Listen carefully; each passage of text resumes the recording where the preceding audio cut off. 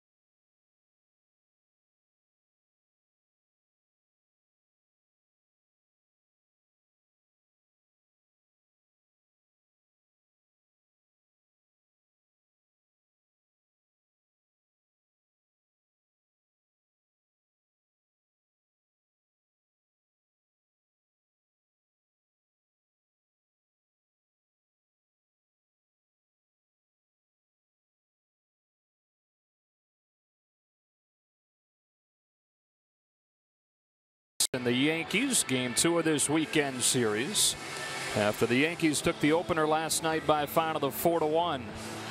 Aaron Boone's lineup for game 2 will look like this. Instead of Brett Gardner at the top of it, Aaron Hicks is going to make his first start in a few days, with Aaron Judge batting second and right. And then it's Stanton, another home run for him last night. They're trying to get Sanchez going. Same thing with Gregorius. Both those guys struggling in recent weeks. Boston bats 7th. They hit the pitcher 8th. And Gleyber Torres, the fantastic rookie, out of the 9 spot. against the left-hander from Long Island, 27 years old now, Steven Matz, who struggled early on, but in his last 6 starts, John, a .232 earned run average. Yeah, May and June has been much better to him. He's been stingy with the hits per start, but they got to find a way to get some depth and limit the walks for Steven Matz. It's really been as simple as health. If he's healthy, he's got a chance to do something special, and that's been the theme around the Mets pitching staff. Defense around him, sponsored by Bright House Financial. And the outfield, it's Nimmo, Conforto, and Bruce as they still await Cespedes returning from the disabled list. The infield looks like this. Fraser's at the hot corner with Rosario and Cabrera up the middle.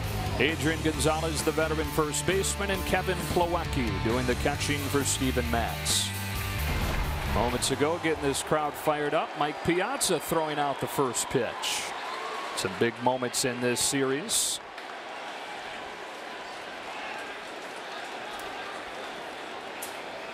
So we are all ready to go with the Mets and the Yankees, who have won 8 of their last 9 and coming in first place for the first time since May 21st. Red Sox already won today, so they're tied at the top of the East.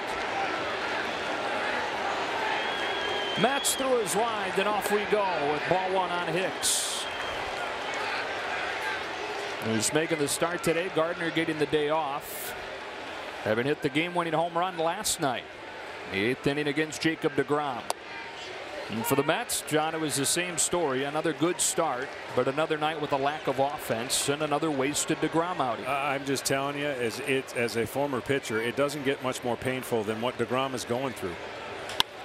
Slashed into right center field, and a good start to this one for Aaron Hicks.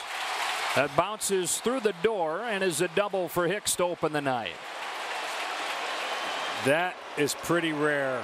You don't see the bullpen door open like that. The Yankees are late to get there, and that's their responsibility. But nonetheless, not a good start for the Mets, and right through the wickets. He's probably looking at that like, what? Wait a minute. What is that? Oh, my. Now they're trying to figure out whose individual fault it is down there. Who is supposed to close the door? Hicks is saying, I should have had a triple. That's ball 1 on Aaron Judge. Yeah, the Yankees, the top offense in baseball, at better than 5.5 runs per game. But that's without all their big sluggers clicking on all cylinders all year. And Judge, the latest guy to hit a bit of a slump. 3 for his last 26. Yeah, Judge just seems like, in theory, as big as he is, if he saw a left-hander, you would think he's going to crush left-handers, and he hasn't. The numbers don't add up.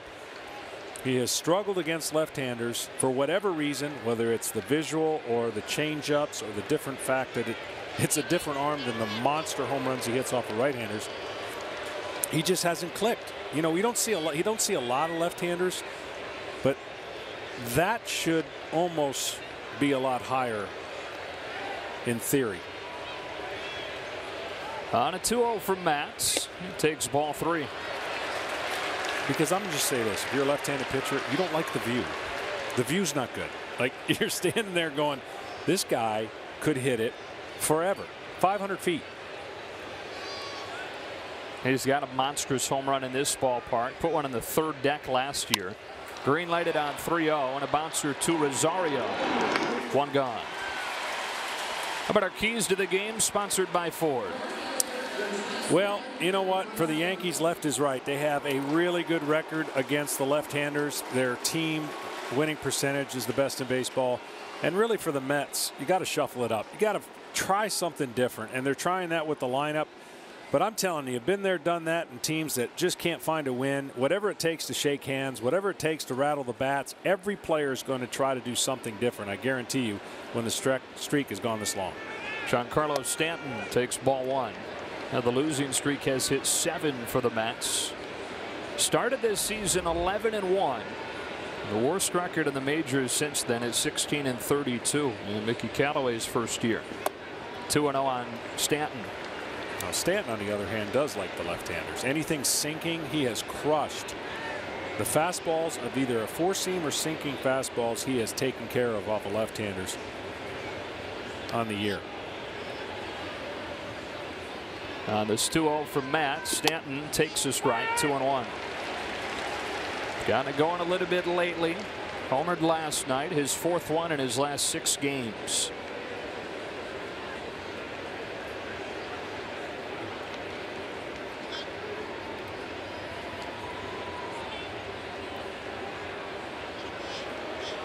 We were talking to Aaron Boone before the game and asked him to characterize Stanton's season, his first in New York, and he smiled and thought about it for a moment and said, interesting. I'm not a fan of roller coasters. I would categorize it as a roller coaster type season. And when he gets hot, Aaron said they're looking at a 6-week probably hot streak that you're going to put up monster numbers. At least that's what they're hoping to see. A little bit better trends. Swings and misses here, and the count goes full. But he does look a little bit better in more athletic position. He closed himself off when he was struggling 3 weeks ago and had a little bit of a crouch to him, and therefore balls up in the zone he wasn't even coming close to. Now there's not the crouch. Looks like he's on time and handling the pitches. On a payoff, he takes strike 3 on the inside corner, 2 gone. And he watches this when he goes back to the dugout. He's not going to be happy about where this pitch was called for a strike. Nothing he could do about it. It was a ball, and that's a pitcher talking. But Matt stayed inside the entire time and got rewarded on a 3-2 pitch that Stanton is going to go and see the video and verify his original thought. I maintain, look, I used to love it when the umpires had their own strike zone. Nobody had a problem with it. Today, everybody's trying to make every umpire into this, you know, I know it's not Questec anymore, but you want to be a uniform kind of call the zone the way it is. Well, where the umpire's set up will tell you a lot as a pitcher where you can get an inch or 2 off the plate. That's all you want to know. Gary Sanchez takes inside, ball 1. And so I have this, you know, I always ask my catcher, all right, tell me which side is lenient. Tell me where, because the way they set up, and I know they're going to tell me differently, but they set up on one side. So look where he's set up over the catcher. The pitch away is more of a, I don't want to say guess because they don't guess, but he's got a direct line on the inside part of the plate. So watch tonight on the inside part of the plate for Steven Matz against right-handers. That's where he's going to be able to, it looks like, to steal an inch in off the plate, which is good news for him, bad news for the Yankees. Home plate umpire John Tom Payne is pitcher friendly usually. Boy, they got him at second. That's been an issue for Steven Matz, but he gets Hicks leaning and finishes the Yankees off here in the first.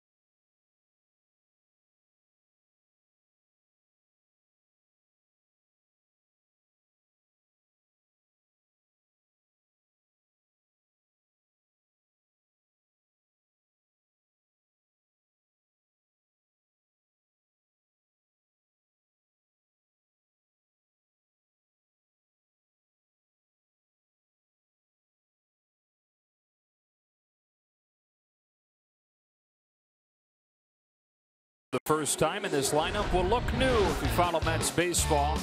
Shaking things up, trying to get the offense going. Rosario hitting leadoff for the first time. Fraser hitting second for the first time in a few years. Nimmo out of the 3 spot. And towards the middle of the order, down near the bottom, a little more similar to what Mets fans are used to seeing. But a shake-up at the top as they get ready to face off with Domingo Herman. Yeah, they're high on this young man. If he can command that fastball, good secondary pitches, breaking ball and a changeup. But you can see the fastball plays as long as he doesn't lose. He gets a little underneath the ball at times, which creates a flat angle and maybe losing the strike zone from time to time. Flipped off the end of the bat, foul ground at first. Tyler Austin puts Ahmed Rosario away for the first down. As part of this Yankees defense, sponsored by Bright House Financial. Here's the outfield. Stanton, Hicks, and Judge. They can cover some ground out there.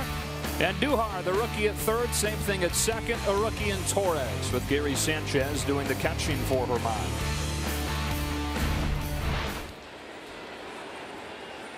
Greg Bird getting the day off at first. Tyler Austin making that first play. Todd Frazier shows bunt, takes a strike. Hard to believe that somebody could be 0-4 on the Yankees team as a pitcher, but they really like the way that he could potentially develop into that guy to replace Montgomery. But he's shown incredible flashes, right? You look at his first start, 6 no-hit innings.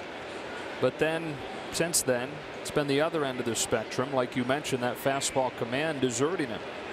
Yeah, it's part of a routine that he's not accustomed to, at least in the big league level. So you start getting. I don't like to assess a new or young pitcher until they've had an opportunity to go through 5 and 6 starts. After they get the feeling of what their structure's got to be, and you see the last 18 innings have not been where you would like him to be. 21 hits in those innings. But see how that right there, he can drop down. He gets too low at times. You can get away with that every once in a while in the bullpen, but when you have to go out every inning and repeat your mechanics and be more precise with your pitches, that's where it kind of backs up on him. Frazier fouls it off, stays alive. He's 25 years old, from the Dominican Republic, originally signed with the Marlins, and then came over to the Yankees in a trade in 2014. And Herman made his debut out of the bullpen last season with a handful of games. Started this year in AAA. Opportunity with a Montgomery injury in that rotation. And home with another 1-2. 2 balls, 2 strikes. And the other issue that he'll get the benefit of is he gets to work in between each start to get better. As a bullpen guy, you don't. You just kind of, you got to be ready when they call you. There's not a whole lot of time to throw in between. Full count. It is looking like his days were perhaps numbered in the rotation, but now Tanaka placed on the disabled list. Tightness in both hamstrings. I don't have much of a timeline yet. Only that he's going to go on the DL, and that means that Herman is going to get a little more leash. Fastball rides in and hit foul. So I look at, and it's so interesting because the front shoulder in a starting pitcher is huge. Depending on how quiet that is will depend on what your backside arm will be able to do. And you see a couple pitches where he ducks the front shoulder down. And when it goes down, the backside reaps that kind of. Frazier drills this ball to left center field. Back goes Stanton. It's gone. Todd Frazier with a solo shot to open the score.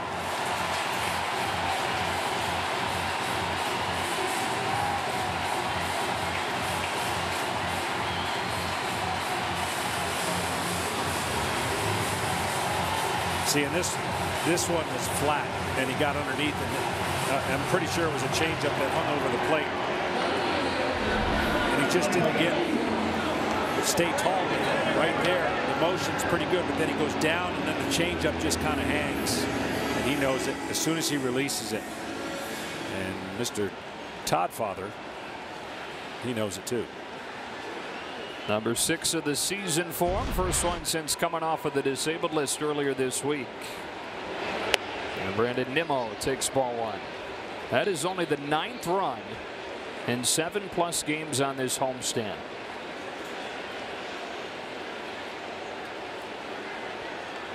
On a 1-0 pitch, Nimmo cuts and misses on a better looking change. Yeah, much better. The best way to describe it is you got to stay back over the rubber as long as you can. When you go forward too quick, your arm can't catch up, and that front shoulder's the lead to it. So when it dips and you go, you don't have the balance point or the timing to be able to deliver the pitch you want. Nimmo down the line. That's a fair ball, and it rolls all the way to the corner. Judge to dig it out. Nimmo digging for third. Here's the relay. It is not in time, and Nimmo follows the home run with a triple.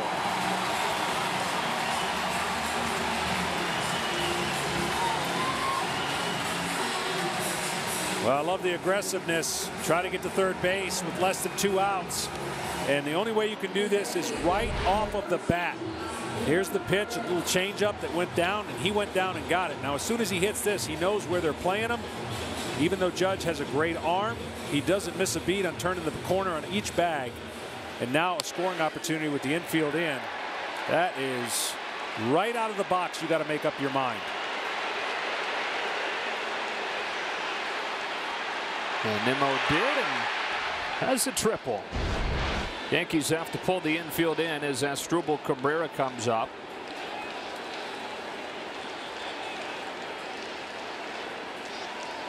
He's been their best hitter for the first 2 months of the season, but even he has fallen on hard times recently. 3 for his last 31. I'm a little surprised with the infield in here in the first inning with the offense the Yankees have. And the reason I say that is because you got to have confidence you're going to score more than 2 runs. And now you just open up a better opportunity for Cabrera to bloop one over or actually hit one by the drawn end. You have less reaction time, obviously, for the infielders. Opening the door for a potentially crooked number. 0-2.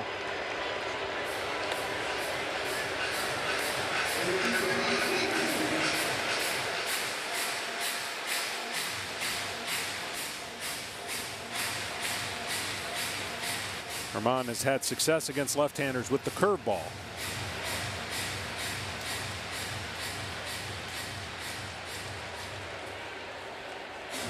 Got a hat on the field. Right through that open bullpen door. Close it this time. There we go. Oh, and 2 on Cabrera. Nimmo at 3rd and 1 gone. Already 1 in the bank on the Fraser homer. There is the curveball, and it's ripped. Right center field. Asdrubal Cabrera with a 2-run shot. And a relative explosion for the Mets in the first.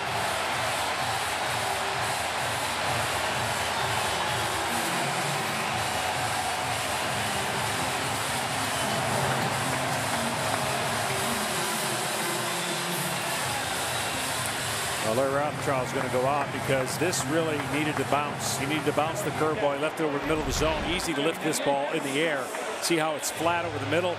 And then that's an easy opportunity to, if nothing else, drive in the run, and he got rewarded by driving in 2. Nimmo smiles all the time, even though the Mets have not had success here at home lately. That smile stays pretty consistent. Sure does. One of the only consistent things for him this year. Hey, so far so good for that new Mets lineup that Mickey Callaway drew up today. Yeah, a little shuffleboard. Ooh. He didn't pull it out of the hat. He had some strategy behind it. He thought maybe certain things could go. Why not? When you're struggling, I mean, there's only so many things a manager can do. Put a team in a position. They need this guy going. They really need Jay Bruce to get his timing back. It has been a nightmare for the slugger, who signed back this offseason on a 3-year contract. And 1 year after he hit 36 home runs, a career high, here in early June he has just 3. And for hitters, just as well as pitchers, his timing just looks a little behind, not recognizing swinging over a lot of pitches. Cracks this one off the end of the bat in the air to center. Hicks comes on, puts it away. 2 out.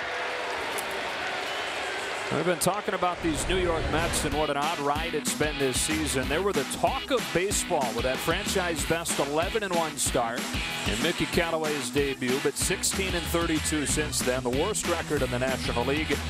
And it's been rock bottom on this homestand, coming into this game 0-7 with 8 runs. Michael Conforto looks at strike one. The question was asked to Mickey, do you think you guys have a run in you? In other words, you're on such a bad slide. Do you think you can get back into this race? I thought his answer was pretty interesting. The way we're pitching, yes. Not the way we're hitting. But if our pitching stays and we start getting going and getting healthy, and of course Cespedes in the lineup, then you got to think, okay, yeah, I can see it. They can run off 7 out of 10. When it's bad, it looks really bad. And right now, it's been offensively bad. Conforto with a bullet into the shift and caught by Gregorius to finish the inning. Well, the lineup change pays immediate dividends here in the first inning for the Mets. First, it's Fraser with a solo shot. Then Cabrera with a 2-run bomb. And the Mets lead it 3-0 after 1.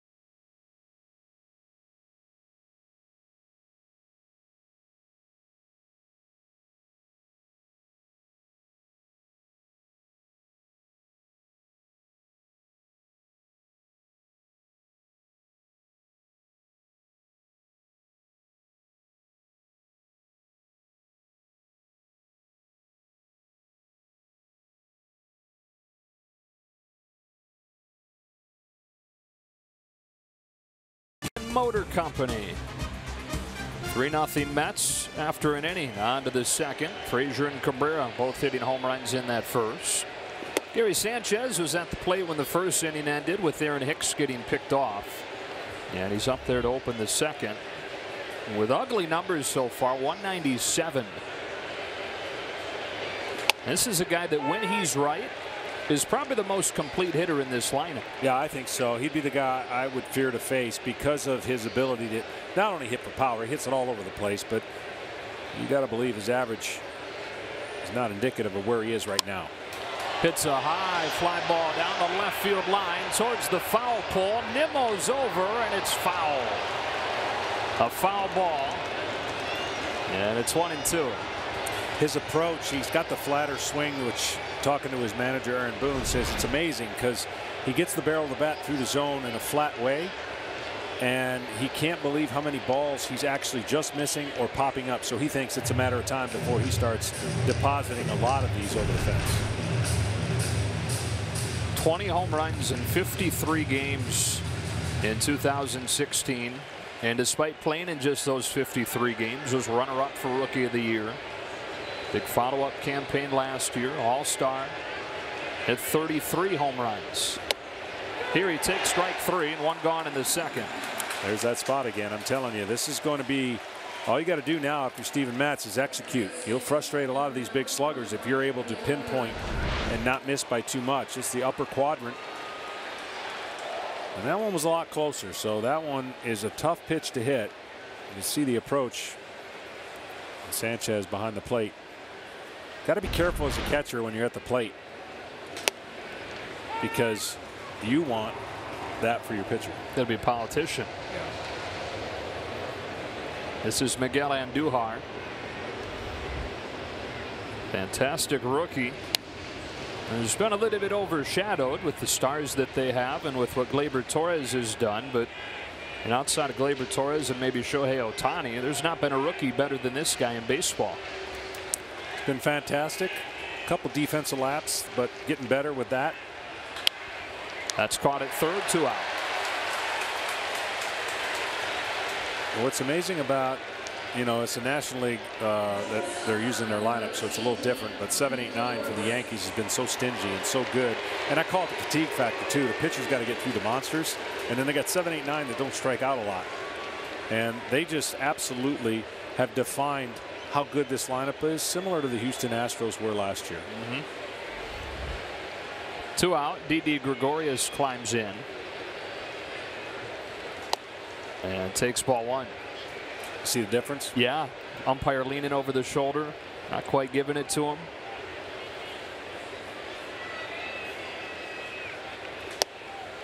One and one. Of course, now there are scouting reports available to pitchers and hitters. As detailed as you get on the opposing teams, you can get scouting reports on those umpires. Gregorius rolls a 2-out hit into center.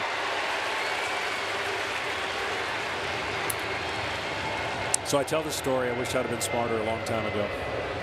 Tail end of my career, I'm in Boston. Not doing very well. Coming back from shoulder surgery. The whole subject is, music when you come out to the mound. So Joe West was at first base, and I was pitching the next day. I said to the first base coach, ask Joe West what he wants to hear when I come out to the mound.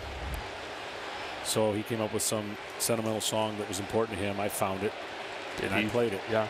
The smile that was on his face before the first pitch of the game was thrown, I'm going, this is my 21st year in the big leagues, and I've decided to do this now.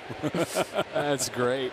Some guys go to the knuckleball when they're on their last legs. Some guys drop down, throw sidearm. You ask the umpire what entrance song. Yeah, what do you want to hear?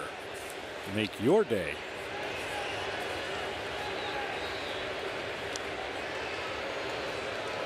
That's in front 3-0 in the second. Matt's facing off with Tyler Austin with a man at first and 2 out.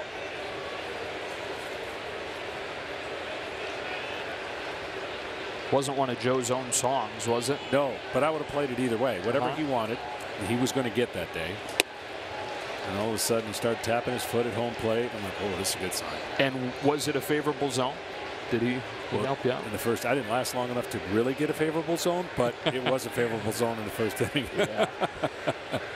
By the second, he'd forgotten about the song. He didn't care. Yeah. Play it again. When I come out in the second, play it again.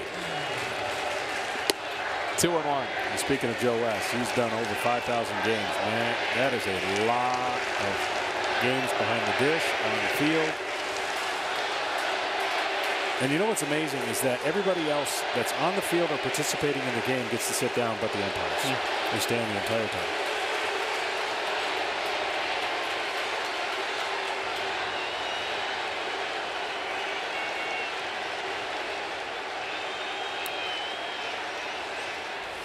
Gregorius off of first, 2-1 to the plate. Austin fouls it off 2-2.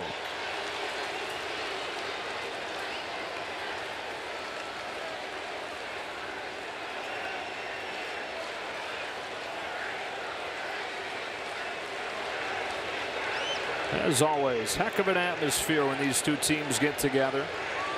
Game 2 of 6 this year in the Subway Series. 2-2. Inning over. Bottom falls out. Austin swings over the top. 3-0 Mets.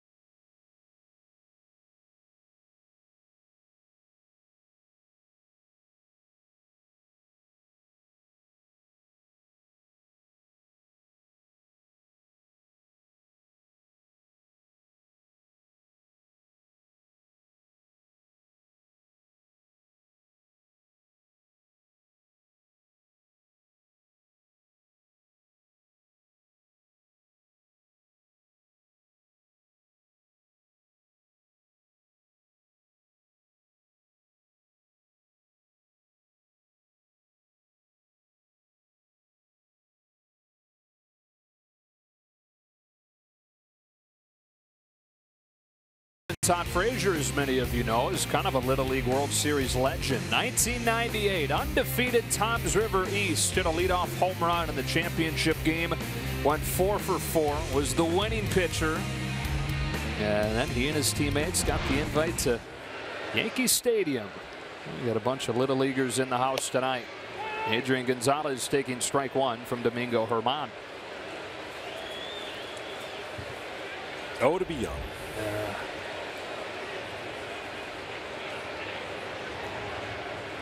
You fell just short. Just short, yeah. Right, making it to Williamsport. Regionals to get out of Michigan. 7-inning pitch limit. We had to win 2 games. Won the first game.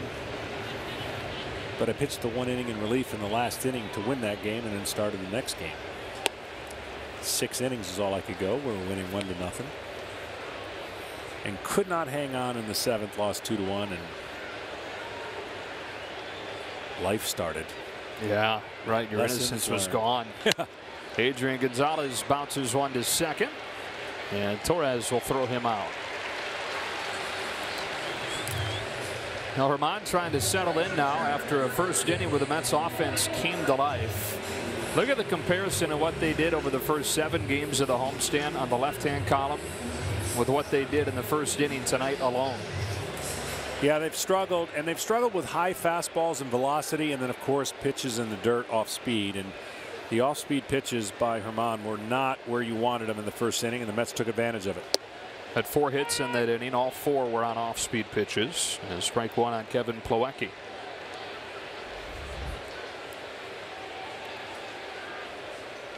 And the man that started it was the Little League legend, Todd Fraser. 1 ball, 1 strike.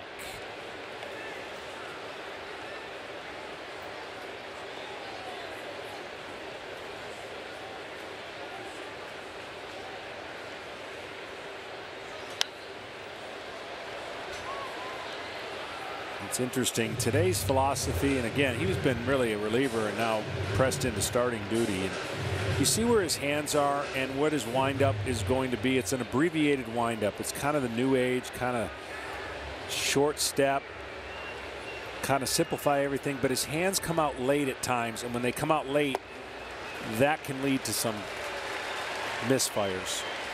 The timing of the hand that comes out of his glove when his leg goes up. He doesn't bring his hands up high, and then right there, everything was pretty good. For an off-speed pitch, you can wait a little longer, but for a fastball, that's where the spray comes across on the control. But there's a good breaking ball right there. For his first strikeout of the night, and now Steven Matz swings away at the first pitch. That's foul. Tonight's telecast is sponsored by Budweiser. Take some out to the ball game. Glad you're with us in New York tonight. The Mets have a 3-0 lead. Mid-70s, light breeze, perfect baseball weather. Hey, both these teams are excited to have some decent weather. Yeah, it was a rough stretch early on for both. The Yankees, of course, a lot of makeup games. They still have, I believe, some to play. They've had 8 postponements. Herman settles back in with an 11-pitch second.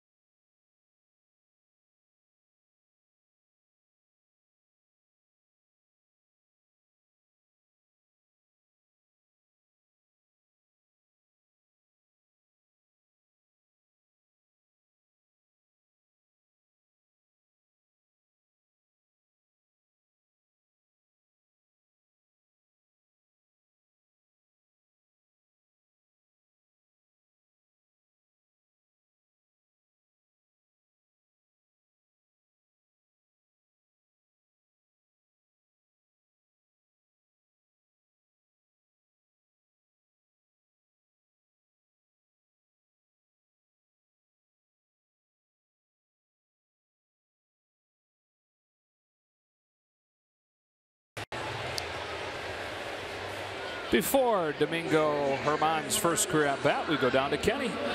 Well, the Yankees today, Joe, placed Masahiro Tanaka on the 15-day DL with mild strains in both hamstrings. He's expected to be out weeks with these injuries.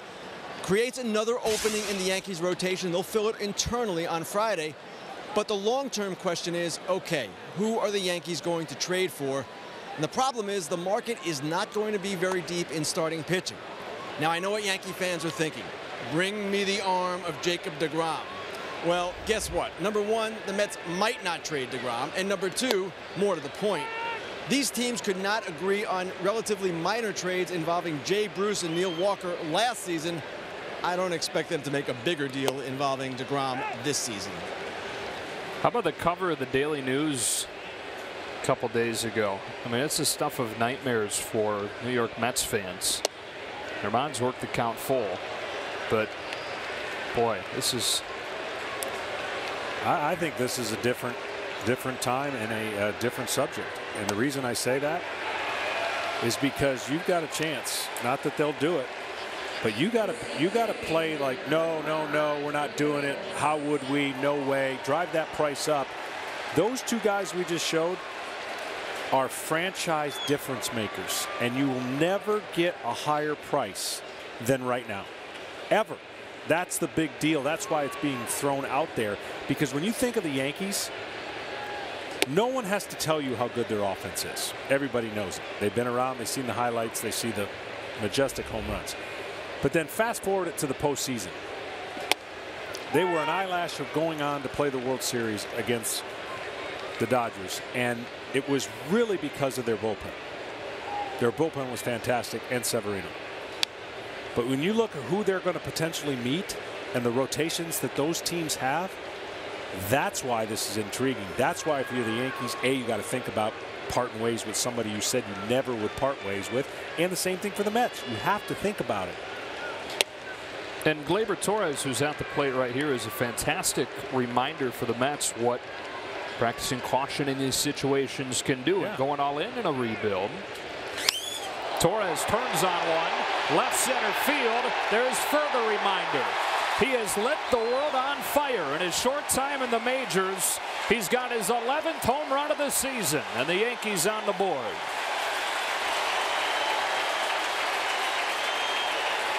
The return in the Aroldis Chapman trade in the 2016 rebuild, and he has been everything that they had dreamt of. Yeah, absolutely. Go ask the Cubs if they did the right thing. They won a World Series. They didn't retain Chapman after that, and they lost Torres. But what did the Yankees do? They got Chapman back, and they have Torres, and they're trying to build this young core, as you see this fastball in that he just turns and burns on. But at the same time, you could forward that to say that could be very well the trick for the Yankees to win a World Series. Aaron Hicks, second time through the order, ball one. And man, 11 home runs for Torres, which matches his high in a minor league season. 11 home runs in a month and a half in the majors. Hicks hits it foul, and it's 1-1. Well, the Yankees definitely going to find and look and get somebody in the rotation, irregardless of what the current. And you see that right there, the youngest Yankee to 10 career home runs. Do you think he knows those other two guys? May not, right? The generation has kind of gotten younger. It'd be hard not to know him around there. If there's two for him to know. Yeah. But when you talk about what the Yankees potentially could get and give up less, yeah, there's pitchers out there that they could add to the rotation. But are they difference makers to the point where you now think about their rotation matching up against Houston or Boston or Cleveland or whoever they end up playing? There's only a couple guys, and they're right here, that I think make that team a bona fide favorite or one of the favorites.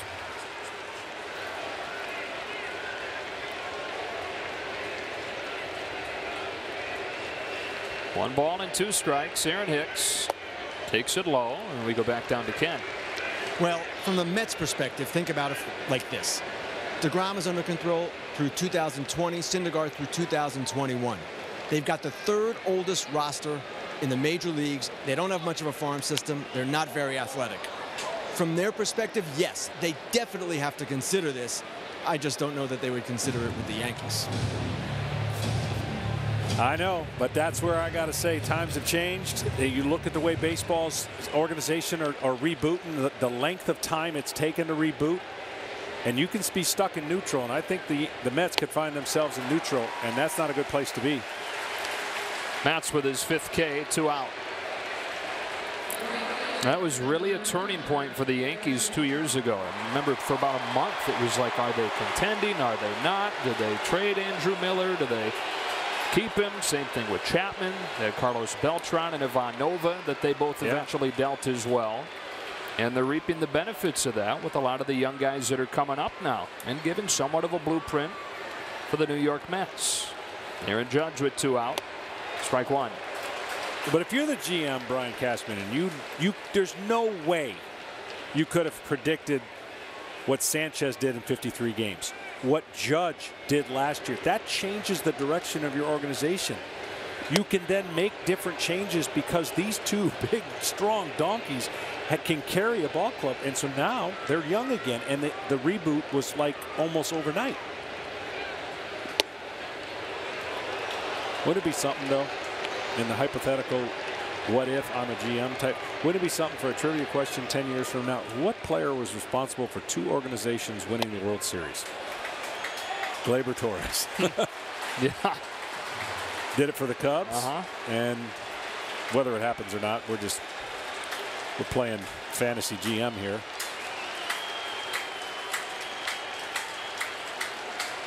On 2-2. It's full. You would have liked to have played that game while you were in the middle of negotiations. Yeah. Playing, right? Oh, yeah.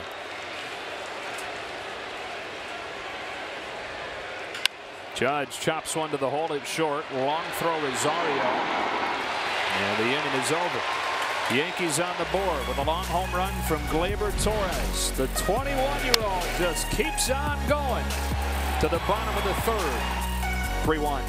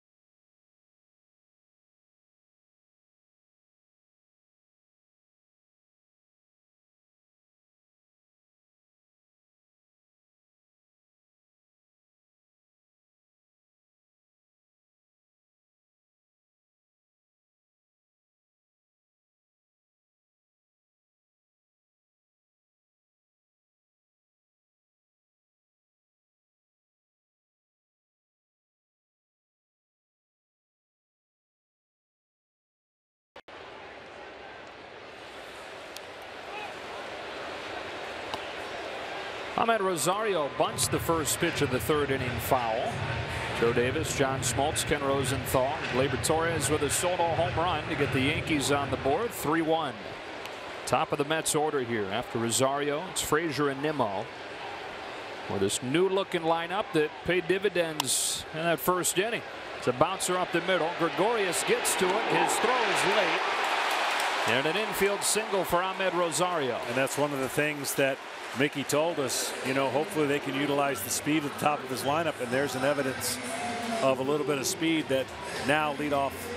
They can do a few more things, whereas when he's batting 9, a little more limited. Yeah, he said he liked the speed potential with Rosario. He liked the quality of the at-bats recently for Fraser since he returned from the DL. And put Nimmo third. Nimmo's been hitting for power, but there's not been anybody on base. And so hoping that you can get some more opportunities for him with men on. So here is Fraser, whose home run was his first since returning from the DL for the hamstring injury. See, the one thing I don't understand, when a team is struggling, why you wouldn't try everything and do things different. Why wouldn't you bunt against the shift? Why wouldn't you? And I like the idea that he tried to lay one down there in that inning. You can't stay with the same way and get the same results. You've got to find ways to alter. And the lineup change is one way, but I'm talking about hitters making adjustments. You know, when Bruce gets up there, they're going to have the shift way on him. When Gonzalez gets up there, there's going to be a big shift. And I just don't understand. If you're going good, keep trying to hit homers. But when you're not, bunt, get on, create havoc. Foul ground, first base side. Austin to give it a look. Reaches into the dugout, can't quite get it.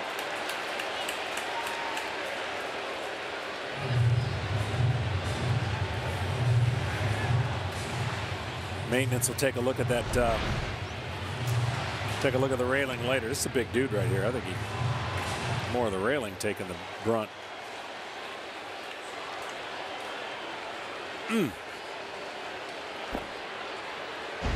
you think of a bigger team to mess with than the Yankees? New York Giants.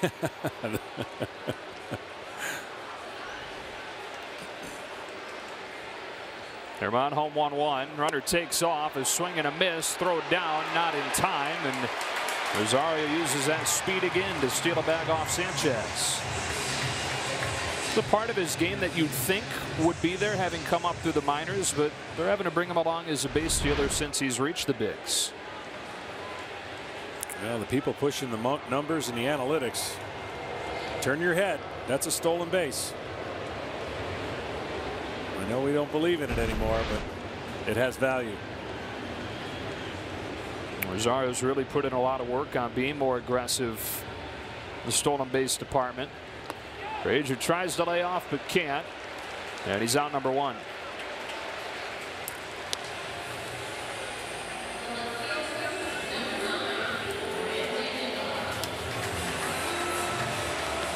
(3-1) Mets, third inning. Up comes Brandon Nimmo. And in a season where, as we've detailed, not much has gone right, this has been one of the bright spots. Finally given an opportunity at an everyday role with the injuries that they've had to Lagares and to Cespedes, and playing with a ton of confidence.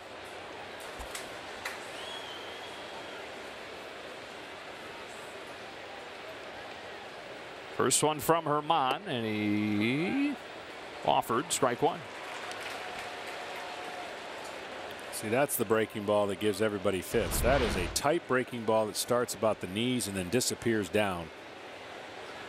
Stays right on top.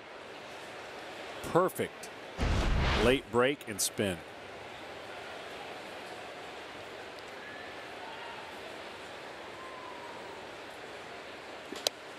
And then the fastball pinpoint to the outside corner. I like to see him come right back with that breaking ball and make it down. You want to start a breaking ball with 2 strikes over the plate, enough to where the hitter looks like it might be a strike, but doesn't even come close to ending up as a strike.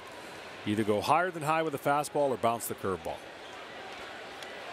And instead he hits it. Yeah, you don't do that. No.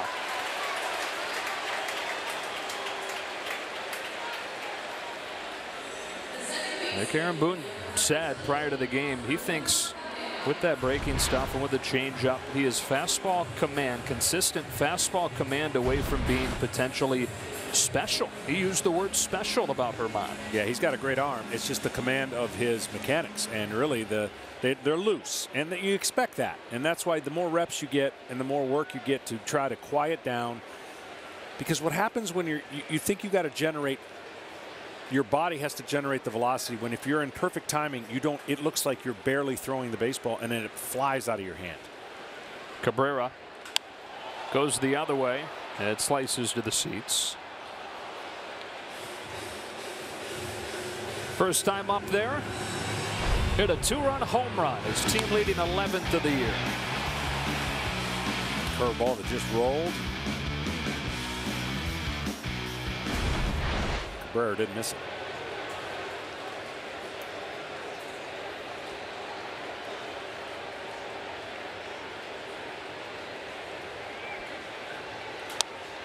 Yeah, it's a team that they expected would hit a lot of home runs. Set a new franchise record each of the last 2 years in homers, but they come into this game 13th out of the 15 teams in the National League. I mentioned Jay Bruce, his lack of power, DL time for Fraser, for Cespedes. Juan Lagares had been swinging a hot bat before he went down with the injury.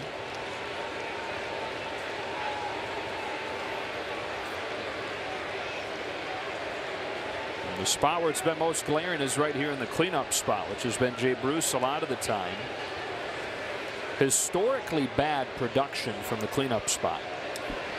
Yeah, and I blame some of that, not blame it on the person, but the fact that one of their best power hitters in the game, Cespedes, is not in the lineup. He's been hurt.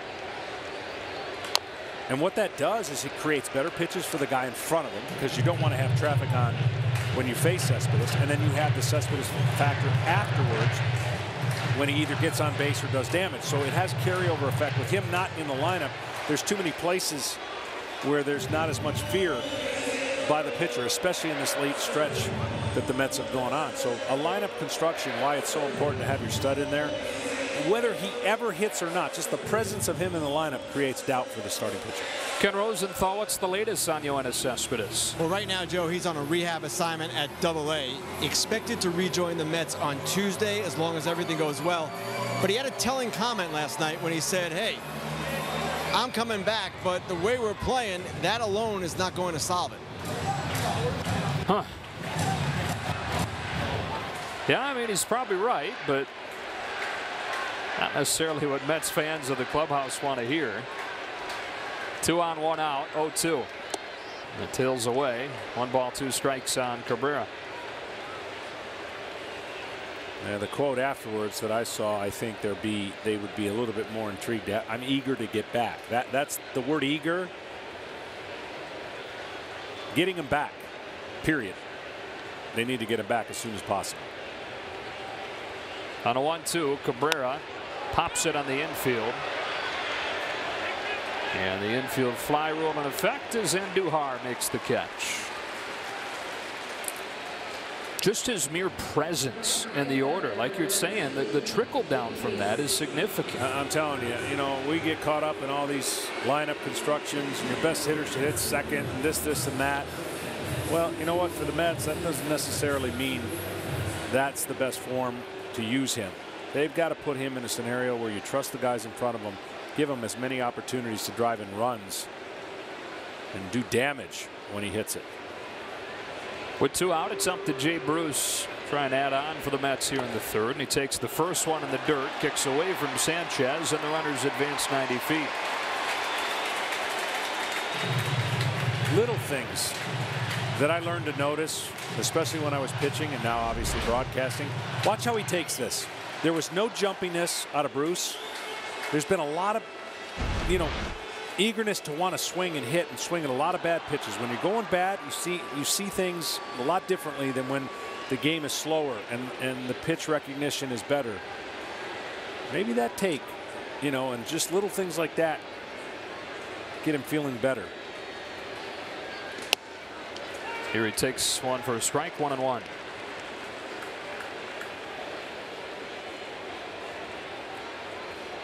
.31 years old, his 11th year in the majors now.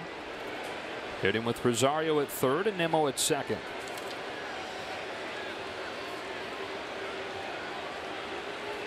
Herman to Bruce, 1-1.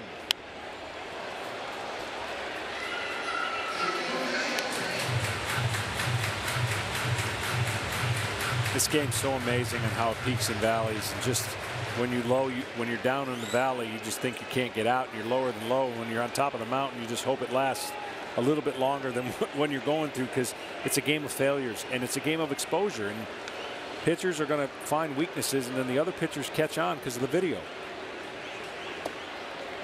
Good take there. Yeah, and that goes back to my first one. He recognized the spin. He didn't over commit.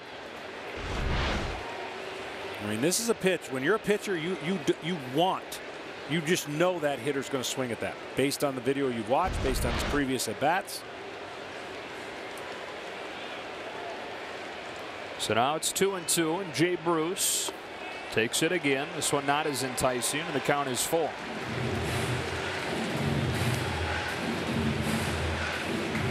Guy that's hit more home runs than any left-handed hitter in baseball since he debuted in 2008 with the Cincinnati Reds. Has been at second and third with 2 out in the third.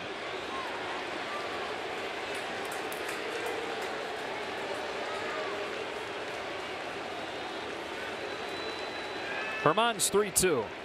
He struck him out. The changeup disappears, and that's that for the Mets. Giancarlo Stanton due to lead next inning off for the Yankees in a 3-1 game.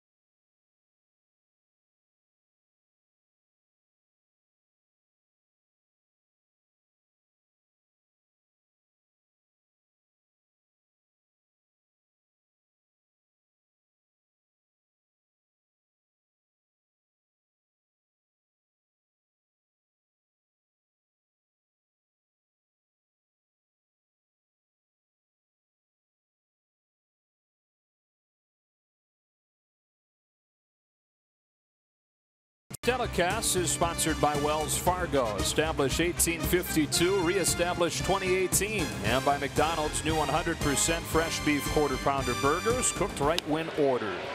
Strike one on Giancarlo Stanton as we move on to the 4th inning. That's the first promo read where I, like, when you said quarter pounder, I was thinking I got to have one. Yeah. I'm hungry. I bet we can make that happen. I think so. Uh-huh.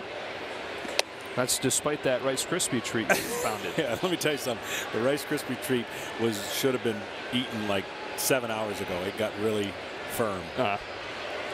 Stanton hits one foul, and it's 1-2. 2 home runs on opening day at Toronto, and Yankees fans are thinking, oh yeah, it's on. You know, we got our guy. But 2 5-strikeout games in the first homestand, started to hear the boos. And he's even said that the importance of every game and every out just way different than anything he'd experienced before in Miami. It's a really good article that Mark Carrig wrote for The Athletic, where Stanton told him, you know, look, it's different, but it sure beats the alternative of fans having no expectations. How it felt a lot of the time with the Marlins. I got to give him a lot of credit, man. He's handled it from the outside looking in about as well as you can think. I mean, he's making a ton of money, and he's in New York, and all those things change. He walks to open the fourth. And he's been through some really bad stretches and then come right back and tell, no, I'm staying with the process. I'm getting closer. You know, this game is a game of adjustments. And, man, no one's going to question that raw power. I mean, you would think he's struggling beyond belief, and he's got, what, 15 home runs? Yeah. And he's on the same pace that he was on last year, I believe, just close to it. And he ended up with a monster year. Right, he didn't get off to a great start last year. I mean, he wound up, you look at the end, and 59 home runs, 132 RBI. Strike one on Gary Sanchez. Key for him was that he finally stayed healthy. He dealt with injuries for much of his career before last year.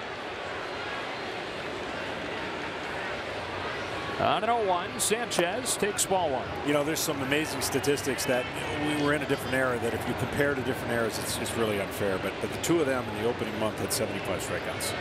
Him and Judge. Yeah. 75 in 1 month. But they poured out a bunch of home runs. High fly ball to center. Michael Conforto, 1 out.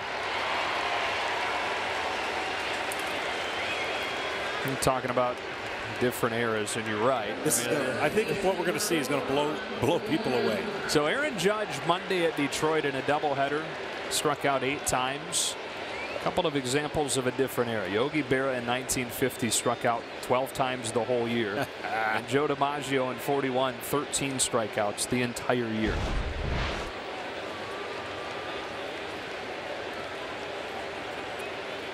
Andujar on the ground is short. Rosario feeding Cabrera. 6-4-3 double play. Finishes the fourth.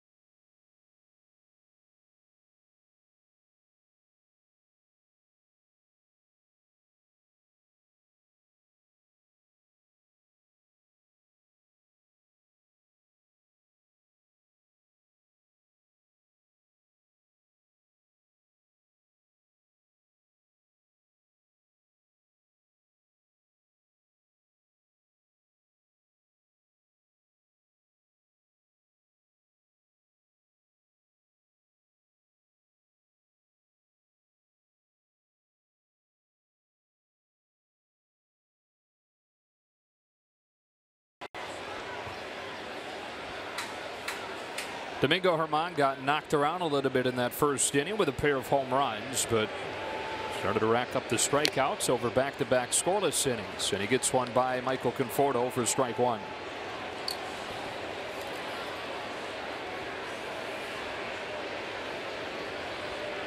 25-year-old out of the Dominican Republic. Drops a curve to the outside corner, 0-2. Not that easy for a young pitcher to give up 3 in the first, especially to a team that's been struggling. But he's done a nice job putting up zeros, trusting his offense, as they've shown over the last 3 weeks, the ability to come back.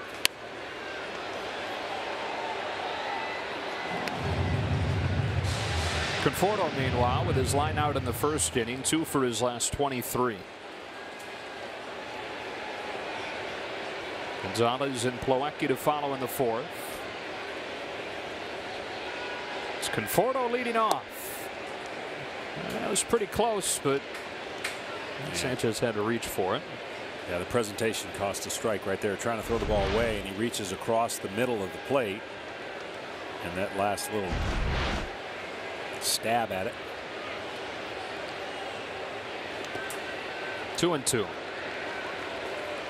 So much discussion about Sanchez and his defense and the problems that he's had. Pass balls. He's got a cannon, by the way.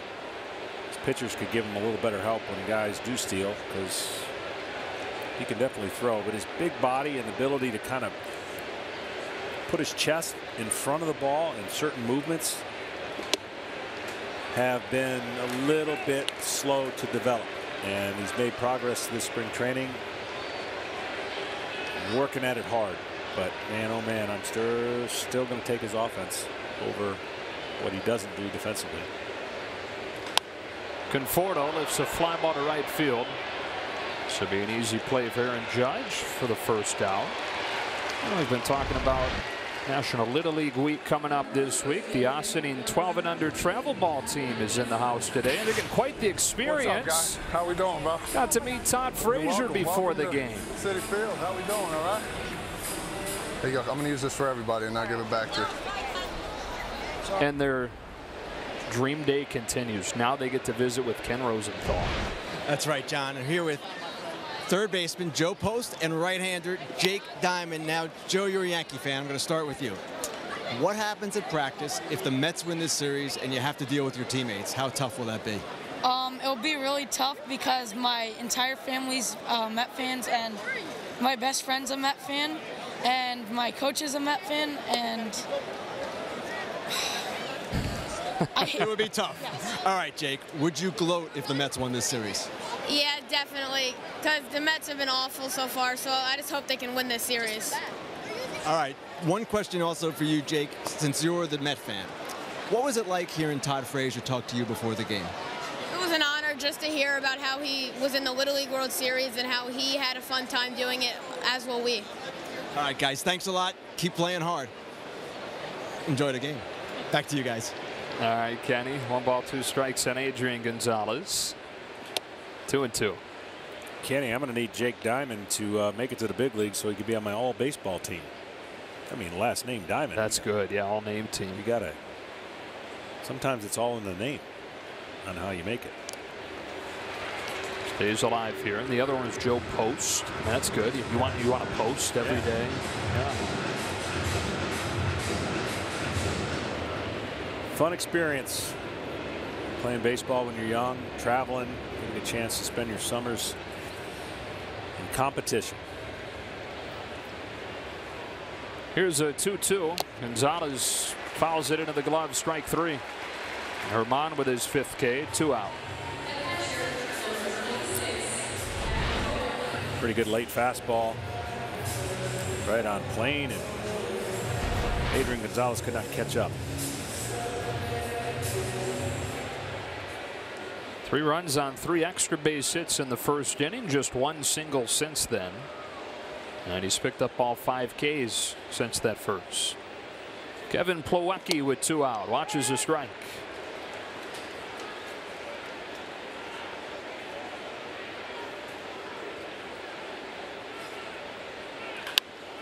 That is inside the bag, a fair ball.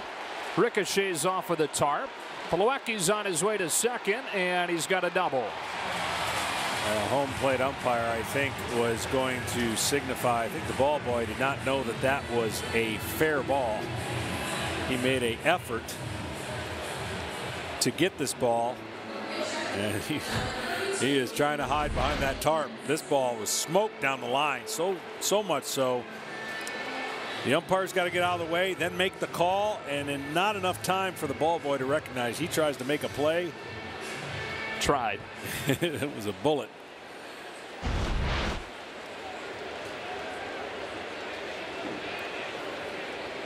He's trying to dig himself a hole there and just hide, right? Glad nothing cost his team anything. And now the rare thing for two pitchers to bat on the same team on the opposite side of their pitching arm. DeGrom batting left-handed, exposing that lead arm, and of course left-hander Matt's doing the same thing, hitting from the opposite side. See both of them have to wear a little bit of a guard to protect that important elbow. Both guys have suffered injuries, minor injuries, but injuries this year at the plate. DeGrom, it was the elbow. Matt's injured his finger swinging a bat in Atlanta earlier this year.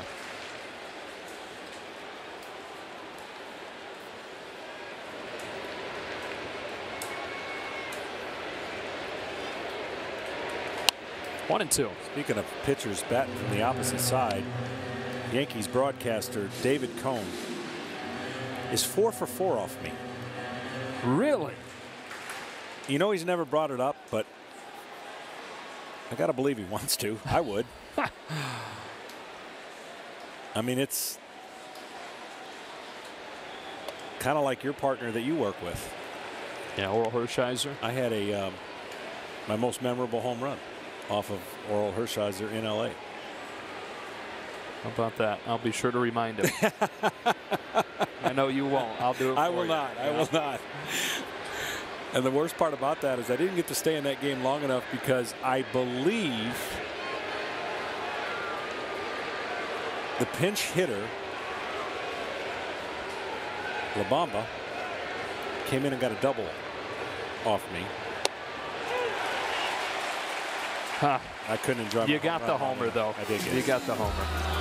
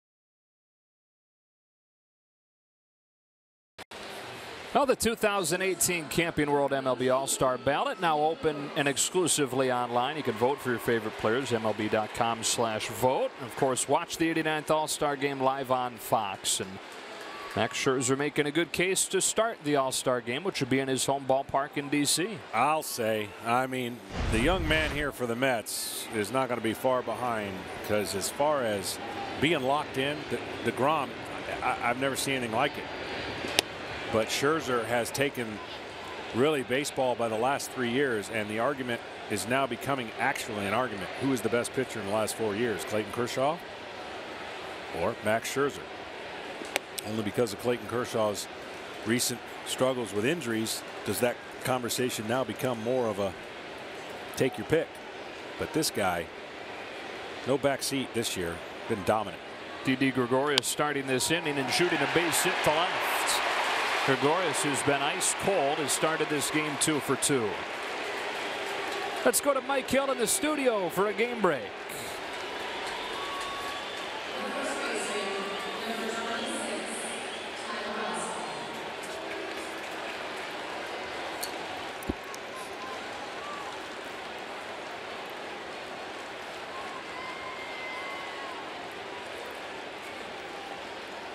All right, Mike, 3-1 in this one. Mets in front of the Yankees. And Tyler Austin coming to the plate. Boy, rough news about Shohei Ohtani. Being placed on the disabled list with the strain in the UCL. Fly ball to right center field. Jay Bruce, one gone. Yeah, they're going to try everything they can, it sounds like, to avoid Tommy John surgery, but it's a grade 2 sprain. Stem cell injections yesterday. They're going to rest and reevaluate in a few weeks. You know, it was one of my biggest concerns when they talk about what they were trying to do with Shohei and the lack of innings he pitched last year, and some of the reports, yeah, ankle injury, but he had this kind of scenario play out before. And you talk about all that he was able to do, and let me just say, far exceeding anything I could have ever imagined. But getting used to the style and the baseball and the workload and all the things he had to do, you can't help but think that that had to play some part in this whole thing. I mean, you're talking about 100-mile-an-hour fastball, and interestingly enough, that's kind of how Tanaka came in, right? Same kind of scenario, lit the world on fire. Had that undefeated year in Japan, and then he too was diagnosed with a similar scenario and has been able to pitch through it, and actually do a remarkable job considering what the doom and gloom was looming over. Now Domingo Herman is up there trying to give an out. Mats has fallen behind 2-0.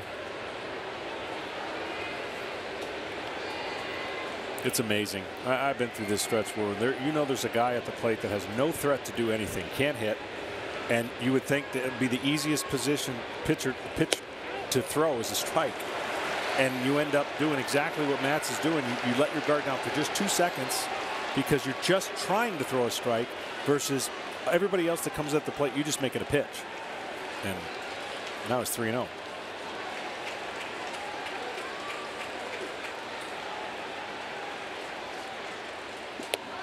He walks him on 4 pitches.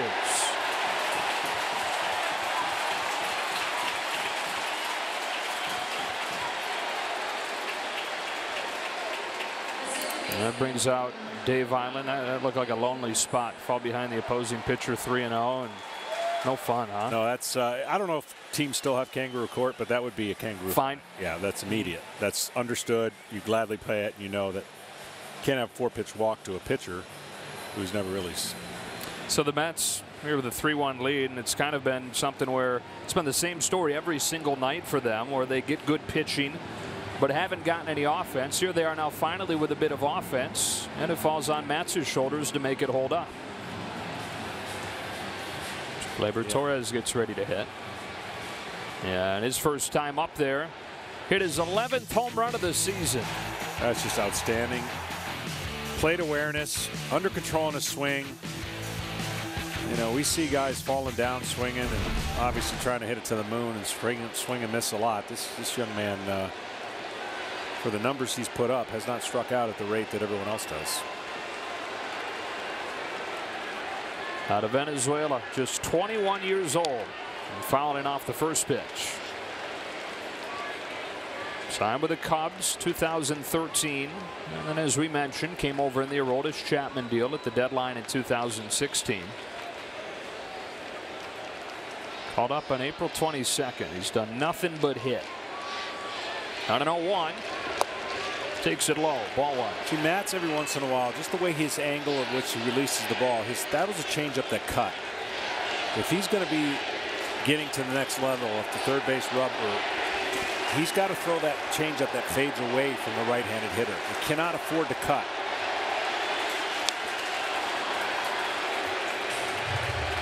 Because he's already shown the ability to throw the curveball that comes into the right-handed hitter. He needs something that goes away and has the change of speeds with the consistency that you know it's not going to cut. It's going to have a movement away from the right-hander. Tension can do that.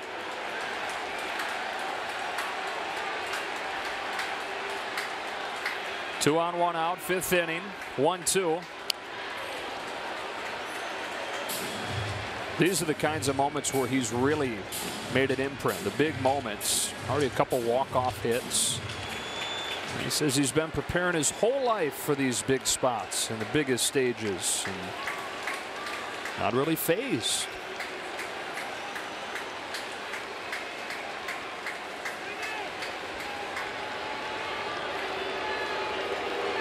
If the curveball in, you got options to go change up away. And there's those numbers you were talking about. Runners in scoring position, outstanding. Gregorius is second.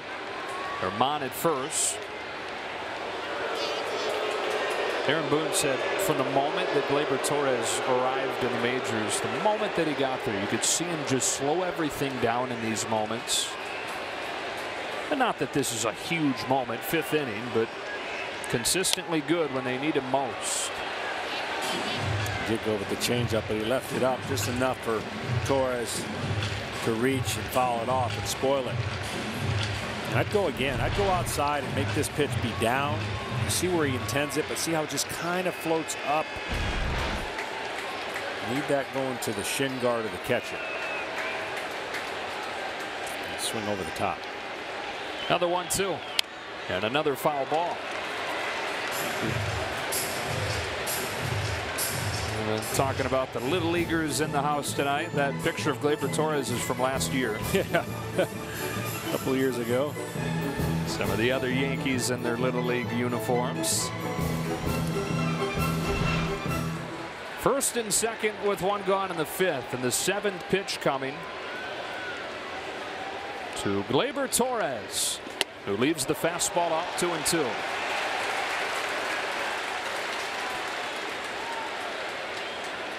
Telling you, there's an out away if they want to go to it. He has proven he can handle the ball in. You saw him just stay off of that pitch up. Come back inside and strike him out with an off-speed pitch. 2 gone. And the curveball by Matz.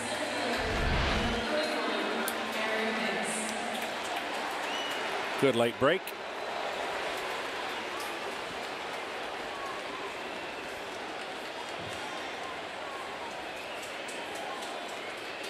Strikeout number 6 for Steven Matz, and it'll be up to Aaron Hicks. Started the night with a double, was picked off second, and then struck out his next time up. 1 ball, no strikes. Aaron Hicks, playing time's been kind of hard to come by. Brett Gardner's gotten really hot over the last month or so. And for Hicks, his first start since Tuesday. On this 1-0, he takes a strike. It's a good problem for Aaron Boone to have. It's unbelievable because you think about this roster change and some of the pieces that are still waiting that can't get on the roster. Brendan Drury, playing time. Clint Fraser. Yeah, when Hicks was struggling early on, there were a faction of Yankees fans who were calling for Aaron Boone to find a way to get Fraser in there at Hicks' expense. They don't feel great about Fraser as a center fielder, and Boone defended how good of a fielder Hicks is out there. And well, the defense has been solid straight through. The bat has come alive. 2 balls, 2 strikes. Really cold start first month or so, but above 300 over his last 17 games. Part of that is he's healthy now. Had a core strain on opening day, missed a couple weeks. You showed Yankees fans what he can do healthy last year around the oblique injuries.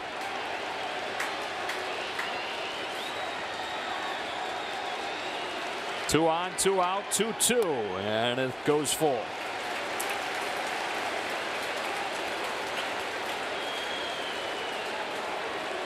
The Judge due next. Well, you know, here comes a Captain Obvious comment. You know what Mats would like to get done here rather than face the bases loaded or worse with runs in. He walks in, and the bases are loaded for Aaron Judge.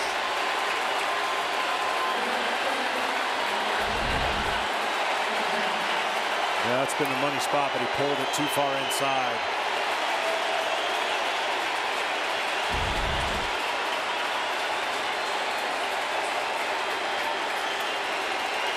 He's hoping for one more 6-3 or 6-4. He's pulled 2 pitches on the ground as Judge. You can live with on the ground right here. I don't think you want to live with anything in the air. On the first one, Judge takes off for the inside, ball 1.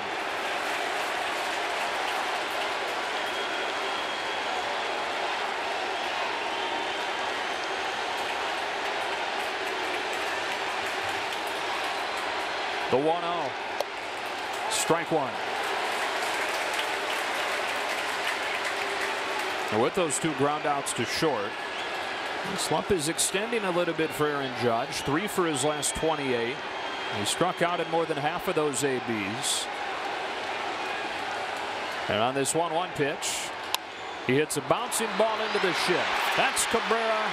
That's the inning. Steven Matz out of a bases loaded jam.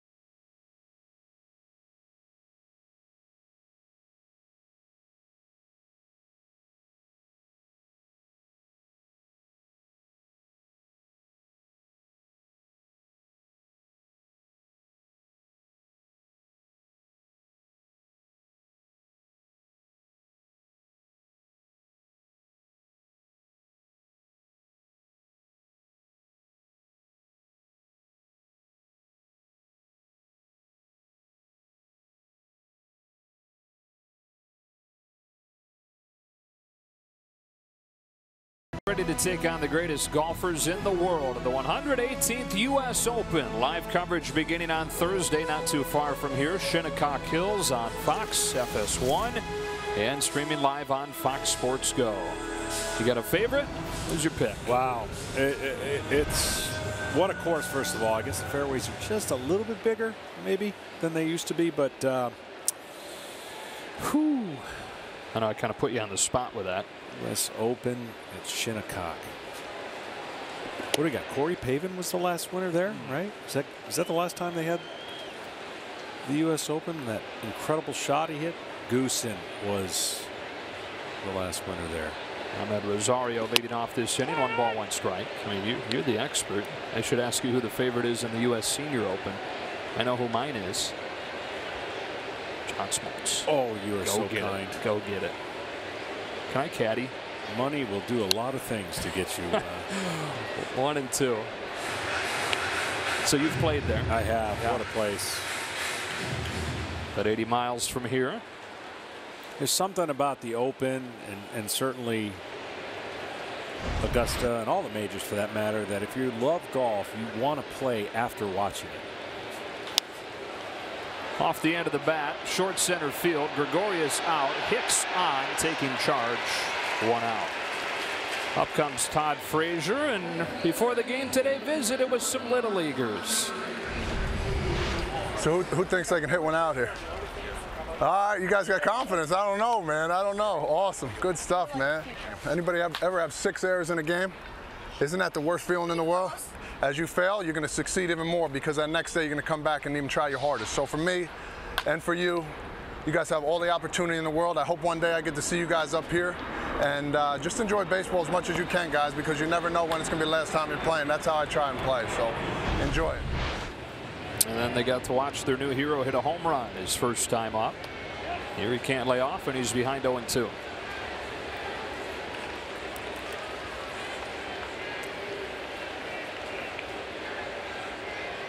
Local guy, grew up in New Jersey, is a Yankees fan. 21 that he's always worn. That was because of Paul O'Neill. I still go back to the home run hitting competition when he was with the Cincinnati Reds. That was one of the most amazing displays, and certainly his brother was throwing to him, and then subsequent change to trade to the White Sox. Down on a fastball here, 2 out. 8th year with his 4th team. After that Little League World Series in '98, they got to go to Yankee Stadium. What a thing for him. His favorite player, as he mentioned, was Paul O'Neill. He got to stand with the captain. Golly. And then put the pinstripes on last year for the second half of the season after the deal from Chicago. Strike 1 on Brandon Nimmo. And didn't put up great numbers, but Todd Frazier, the kind of personality that tends to endear himself regardless of what the numbers look like, and became a pretty popular Yankee in a short time without having absurd numbers.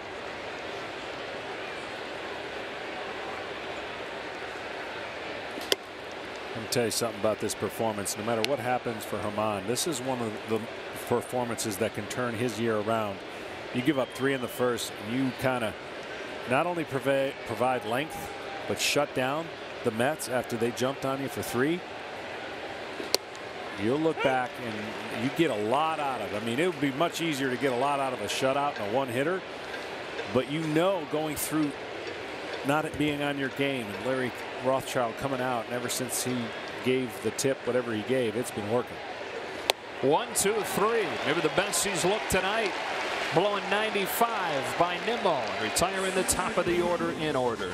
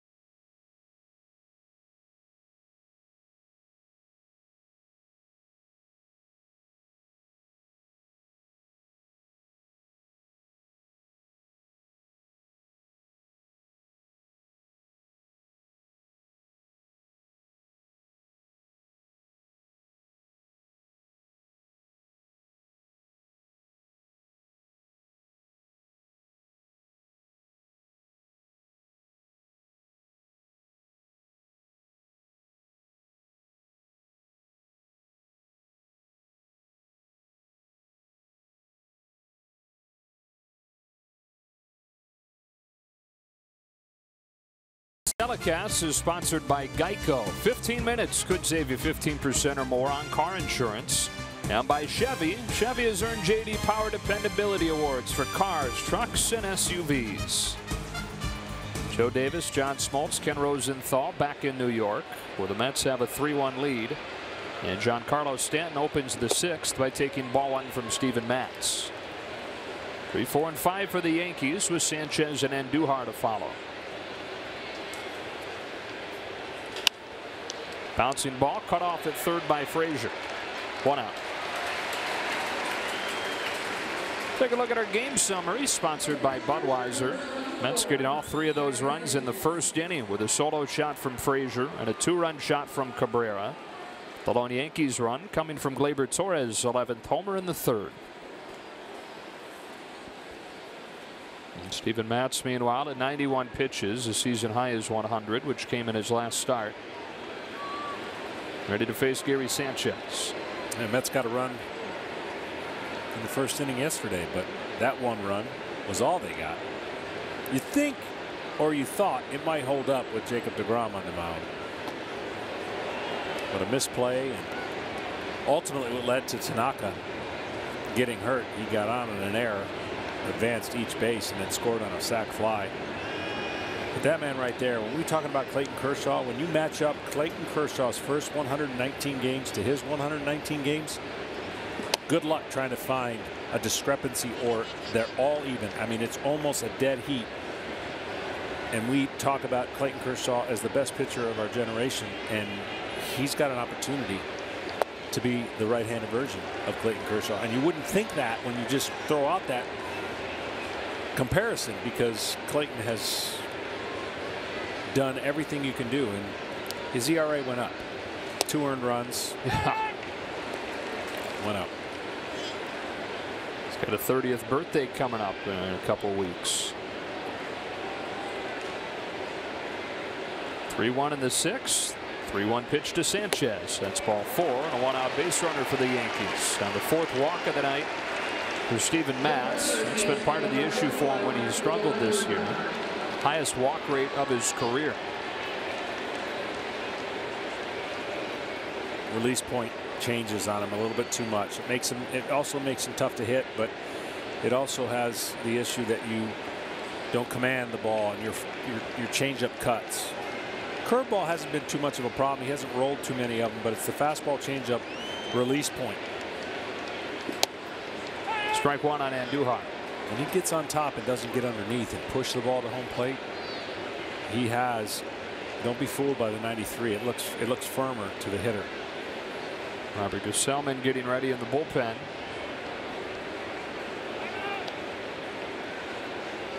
And Matz has had some incredible flashes in his career. He broke onto the scene in 2015, put up great numbers in his 6 regular season starts, made 3 starts in the postseason. That's a high drive to left. The baby Bombers have put them on their backs tonight. 2-run shot Andujar and a tie game.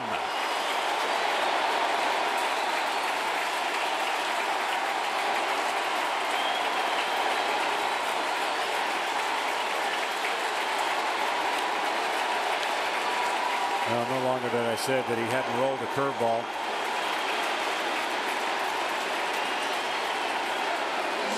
A mistake, and to the Yankees, that's what they do. There's the curveball, and that one center.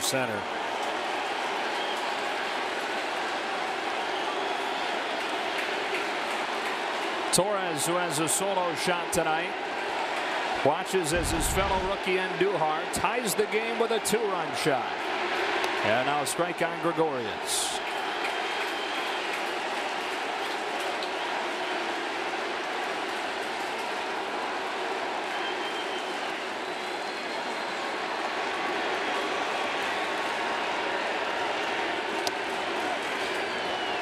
The offer 0-2.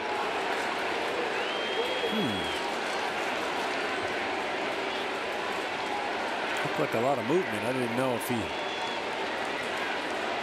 went. A lot of body, a lot of elbows. Yep, he did. Good call. Crew chief Mark Wegner down at third. As a pitcher, I thought they all went, by the way. Bad angle that you have when you see from the mound.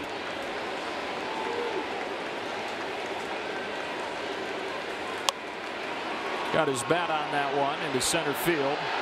Conforto. The late call on the catch, and Rosario drifting out towards him.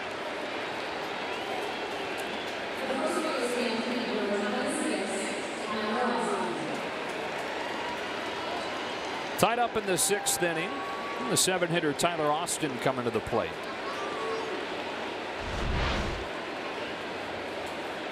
And we talk about the offense struggling. The bullpen's been horrendous. The defense has been sloppy much of the year. Other than that, a 10-game winning streak's right around the corner. It happens, man. This is such a streaky game, and you just never can predict. First of all, you can't predict everyone's going to stay healthy. You can almost predict that they definitely won't when it comes to the Mets. That's been the history. I said the other day that the irony is they traded for a catcher who stayed on the DL, and he might be the one that stays healthy, Mesoraco. Yeah. That would be irony. Austin goes the other way. Bruce has plenty of room. Side retired. Another home run. This one from another rookie. Matz hung a curveball, and Andujar made him pay. We're tied at 3 to the bottom of the 6th.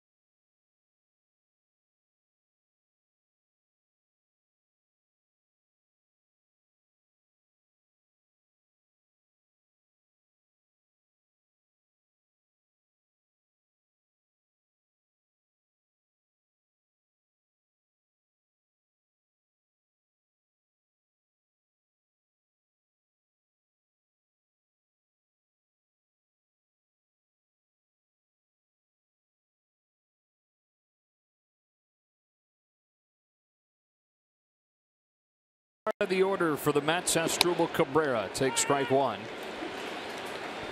Domingo Herman, who the last 4 innings since allowing those 3 runs in the first has looked as good as he has since those 6 no-hit innings in his first start. Yeah, he's got a little pep in his step, and he's more connected with his fastball. Since that first inning, got beat on some off-speed pitches, and he's been more firm with everything that he's thrown.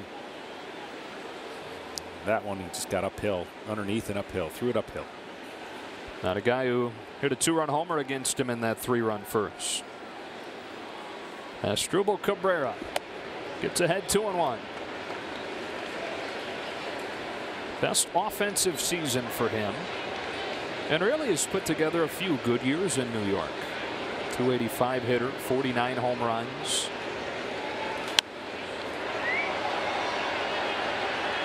32 now. His 12th major league season. Feels like a long time ago last summer when he was publicly asking to be traded when the Mets wanted to move him off shortstop.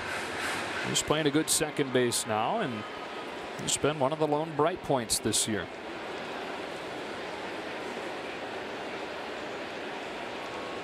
I can understand it, kind of. You know, you're talking about a major change late in his career, looking down the road, but it's worked out, to your point. 2-2. Fly ball right center. Hicks goes back on it. Warning track. 1 out.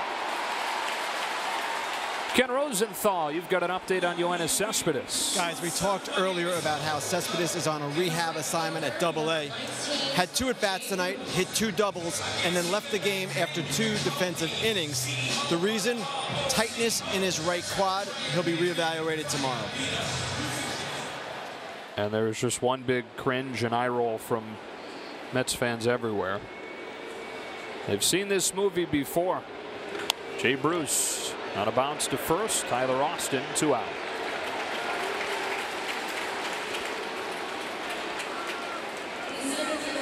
Tonight's telecast is sponsored by Boost Mobile.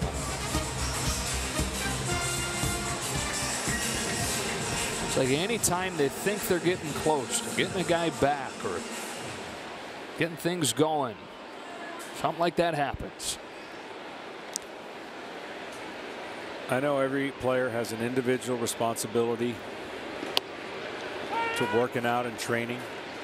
I've said across the board, baseball has trained in a different way. Philosophies are different. Injuries are up.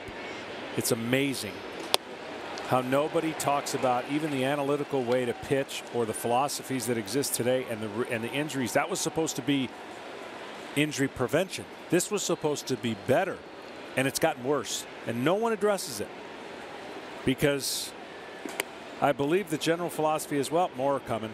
We got more arms. And for the Mets, it's been a consistent theme. And you got to start thinking training has to have something to do with it. I'm not talking about running into the wall and hurting or breaking your toe. Wow. Wow is right. Domingo Herman put on a show tonight. That's his 9th strikeout. This game's tied at 3.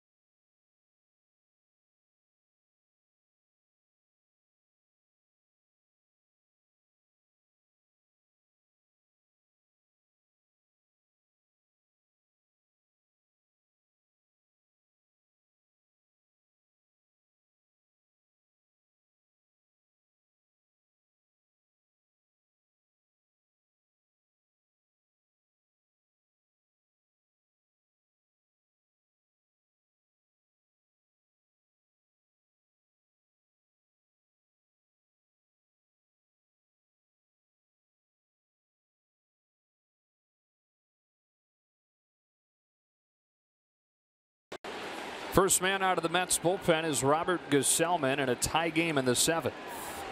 He's really gotten used to this new role. Of course, I think in most circumstances might be groomed to be a starter. The bullpen's a little thin. We've already documented what the bullpen's done. You see what they have actually collectively done in the last 17. He's got really good stuff. Good movement on his sinker.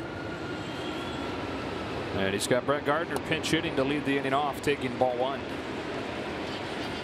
Gardner, the hero last night with a tie-breaking home run against Jacob deGrom, and boy, has he turned it on or what. Last 21 games, that .364 average places him 3rd in the American League. He's ahead 2-0.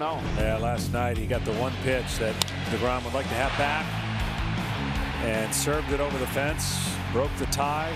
Last year, if you remember, on a career trend of home runs, he and Holiday had a little bet going, and the loser had to grow their hair out. Not that either one was going to grow a lot of it, but that's right. Can't remember. They might have ended up tying. I don't even remember how it finished, but I just like the way that they've treated Gardner in the organization. They did not give up on him. They weren't willing to trade him. They signed him to an extension. He's so vital to their team. Yeah, Aaron Boone said after last night's game he's the heartbeat of the lineup. The longest tenured Yankee in his 11th season there. I just can't get out of like a comp or in football for the New England Patriots and Tom Brady. He's a Wes Welker like. You know, you just seem like he's that gritty slot receiver. He's going to get everything he does is going to be gritty and determined and get it done. On a 2-2. He takes inside and he's worked it full as he does so often. He sees more pitches per plate appearance than anybody in baseball. He's got Torres on deck and the top of the order in Hicks. And a 3-3 game in the 7th.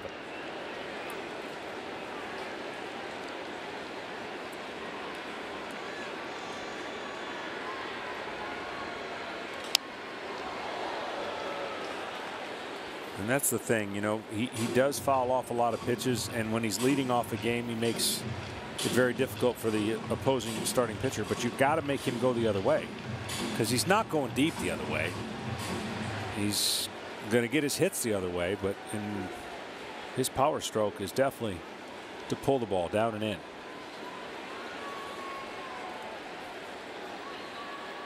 On another payoff pitch, Gardner fouls it again. To answer your question, last year he hit 21, which is a career high for him.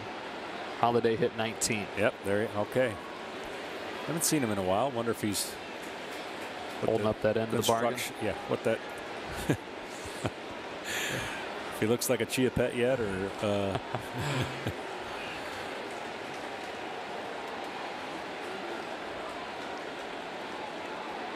On the 8th pitch, he walks him.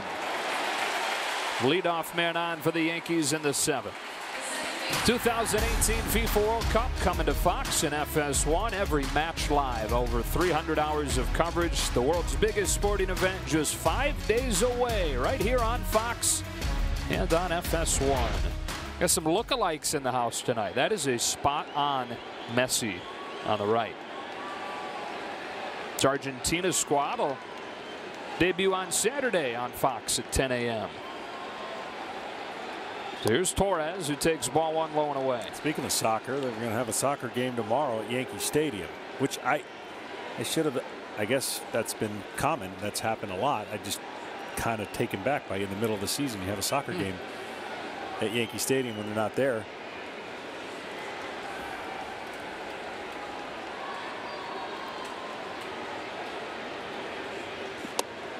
Two balls, no strikes, and Plawecki's coming out to talk to Gesellman.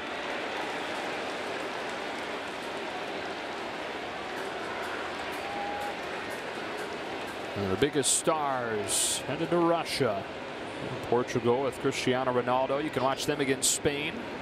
2 Eastern on the 15th on Fox. We mentioned Messi's debut and Neymar June 17th against Switzerland on FS1. But all the matches on Fox and FS1 in the coming weeks. It's a huge event around the world.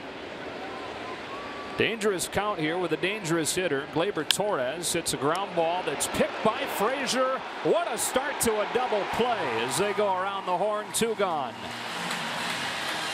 Todd Frazier made this tricky hop look really easy, and it really wasn't. Top spin, ball hits right off the plate. He's got to play the short hop, plays it perfectly, and then gives a easy feed for a easy turn.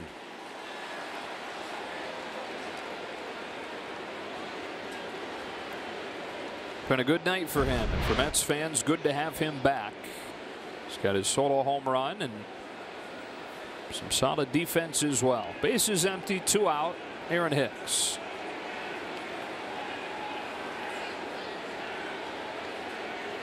I'm always, speaking of soccer, I'm always thinking of ways in each individual sport to kind of spruce it up when maybe the scoring is down. And what do you think about my idea of making the goal bigger and having 2 goalies in it? That's sweet. I wonder if they can get that adjustment in time for the World Cup. Maybe not this one, but okay. I'm kind of looking towards the next one. 4 years from now. Yeah. Give them time to get used to it, because, you know, there could be some collisions going for a ball. You got to have communication. I love the idea. It'll open it up a little bit. For sure.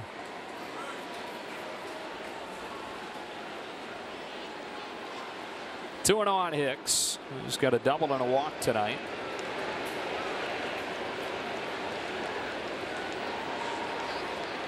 '28-year-old in his 6th major league season, 3rd with the Yankees. Takes ball 3.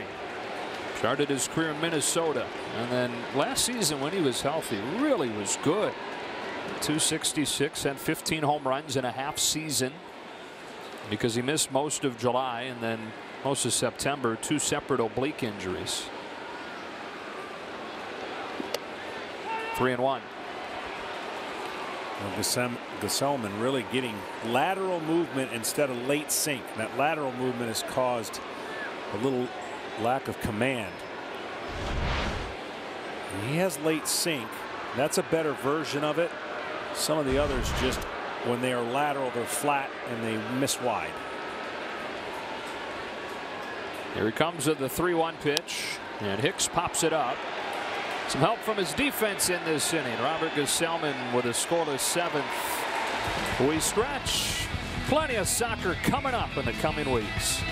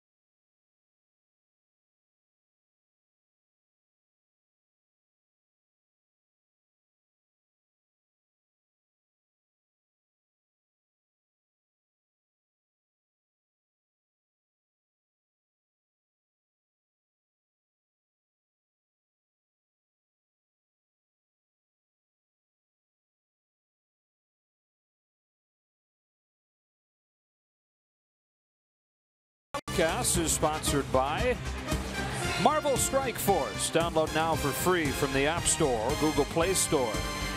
And by Hankook Tire. Chase down your passion, never halfway. One more in this series tomorrow. Yankees will head back to the Bronx on Tuesday to open a 6-game homestand. The Nationals and the Reyes come in, and you can get your tickets now. Yankees.com. You know, the Mets couldn't ask for anything better when you're thinking about taking on the hot Yankees. They had their pitching lined up. Unfortunately, tomorrow, Syndergaard has been scratched.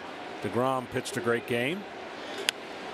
Adrian Gonzalez climbs the ladder and tomahawks one down the line to open the inning against Robertson. He's trying for 2, and he's got a double on the first pitch that David Robertson throws.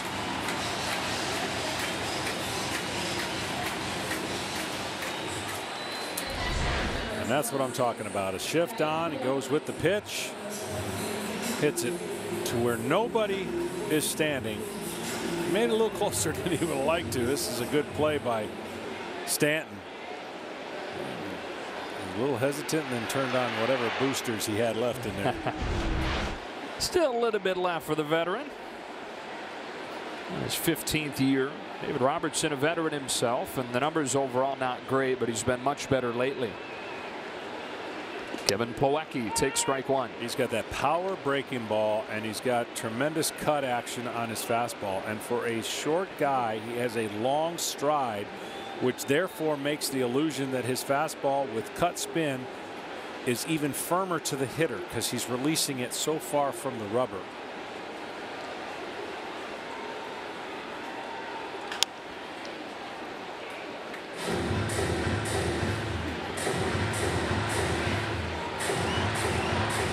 See out of the stretch, feet together, but he gets way out there. I mean, that is a long stride for a shorter guy, and then creates torque and spin. I don't think he could throw. I really don't think he could throw a baseball straight. Even if he tried. Huh? His 0-2.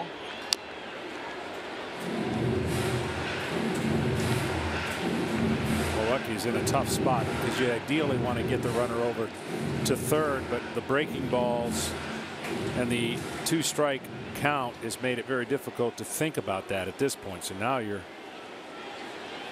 trying to get the best pitch you see and make contact. After the Gonzalez double to start the inning, Plawecki strikes out on a fastball at 92. Slow him down, breaking ball, and then 92 looks like 100.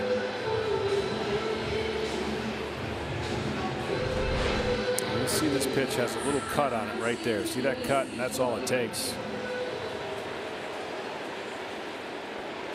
And here's the spot coming here, John, where the trickle-down effect of the injuries the Mets are dealing with shows itself, with a game potentially on the line, and Luis Guillorme is the best option for Mickey Callaway to send up there.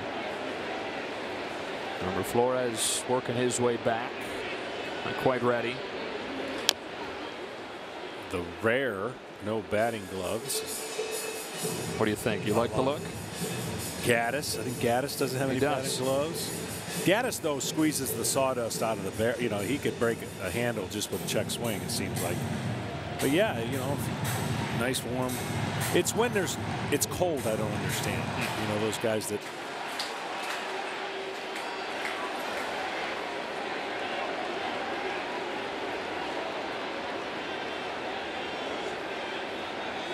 Go ahead run in scoring position as the 0-1 flies home, and it's in the dirt. Way better approach. That was a good technique by Sanchez. Anticipating. That's a better curveball to do exactly what he just did, right? That was 59 or 58 feet, and he was in position to get that chest almost in a 45-degree angle to knock the ball straight down instead of have it squirt off that big frame one way or the other.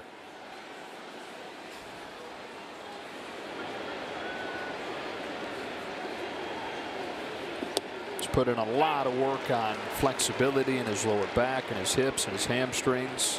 I mean, he's a big donkey. Right. I mean, that's not you know, if you can get a little improved defense here, the production you get out of that position, you just don't find many guys like that. The combo of power, good arm, and hopefully improved defense. Still 1 ball, 2 strikes on Guillorme.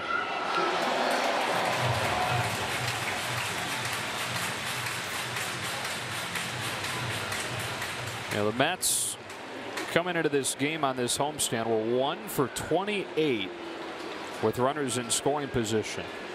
So now 2 for 34 on this homestand with runners in scoring position. Gonzalez at second.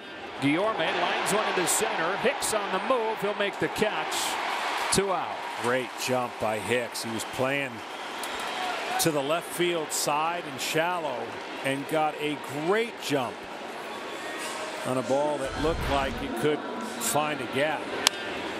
I mean, he covers ground quickly and then makes it look like it was no big thing. So the defense of Hicks, and just to recognize the quick twitch of baseball. You go from standing position to bursts of locating the ball and running it down. Nobody better, by the way, than Andrew Jones. I mean, that's his benefited from that a time or two. Oh my goodness. You can watch every out-of-market regular season game live or on demand at home, in the office, or on the go with MLB.tv. Your subscription includes MLB At Bat Premium and plenty more. Go to MLB.com or MLB.tv for details. Up to Rosario as the Mets try to cash in on Adrian Gonzalez's leadoff double. Strike 1 over the inside corner.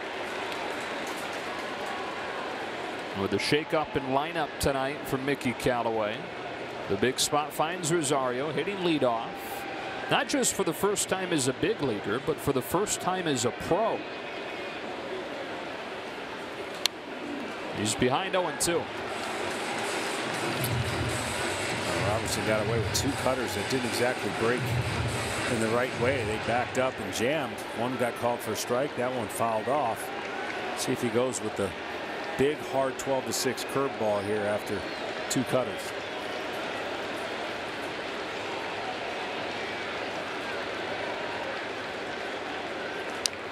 Again, went to a hard one and fouled off.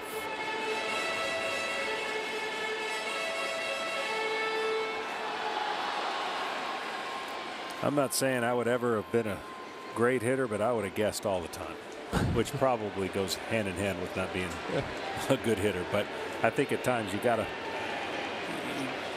guess. This one gets away from him, and it's 1-2. Because I was always trying to outguess whatever he was thinking anyways at the plate. You know, that's the beauty of the cat and mouse game of catcher recognizing, is he late? Is he not catching up to a heater? You don't want to speed up his bat with a breaking ball. Is he jumping, trying to get out to get the heater, and then you can get him to expand the zone with the breaking ball? Chopper, Gregorius in time at first. D.D. Gregorius, a nice defensive play to finish the Mets off. They're saying, hold on 1 second. They're going to check on video and see if they want to challenge this, or if they'll say play on. Looks like they're going to play on. So they barely got him. Yeah, and the Mets waste the leadoff double.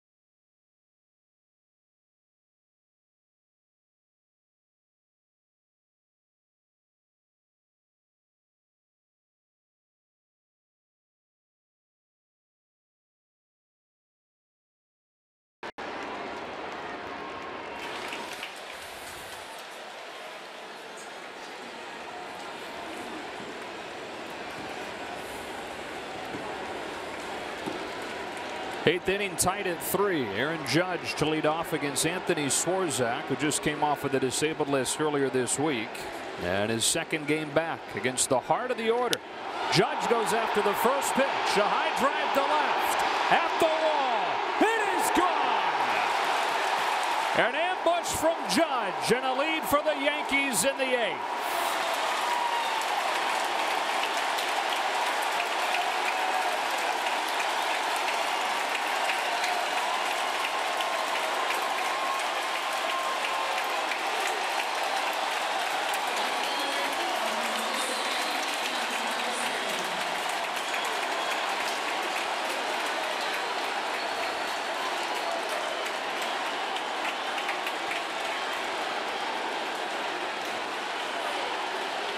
Now what was a 3-0 lead for the Mets is now a 4-3 deficit as the Yankees get their 3rd home run of the night.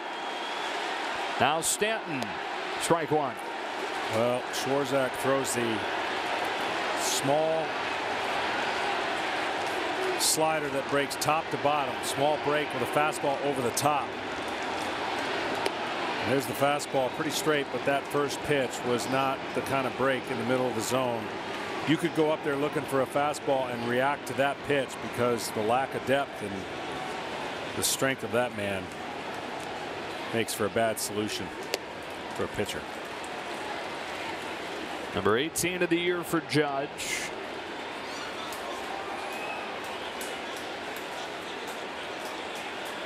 All 4 runs coming off homers.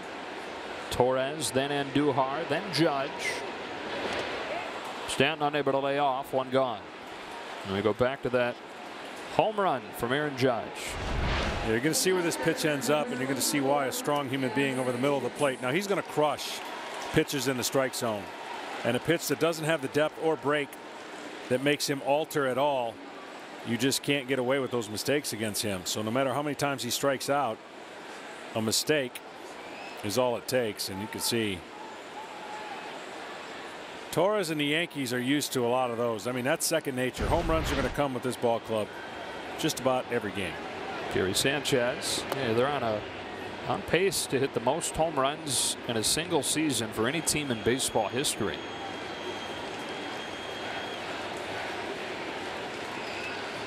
The other thing they're used to, John, is coming back. Yep. 18 come from behind wins this year. Only the Red Sox have more. They trailed this one 3-0. No more. And that's why I just can't say enough about Herman's performance. I mean, 3 runs is nothing for this team, but 3 runs in the first inning is not a good psyche for a pitcher, knowing, okay, now I got to put up some zeros, keep it right there. And that's exactly what he did. And now you turn it over to a great bullpen for the Yankees.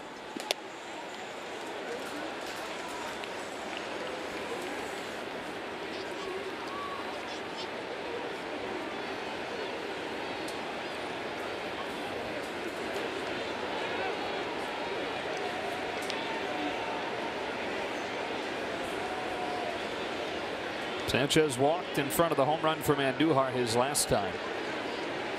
Still looking for his first hit of the weekend. He's ahead here 3-1. Sanchez already with some good takes. He's going to look at one area of the plate. He's going to split it in half. He's going to see middle to middle in and then let it rip if it's anywhere in that area.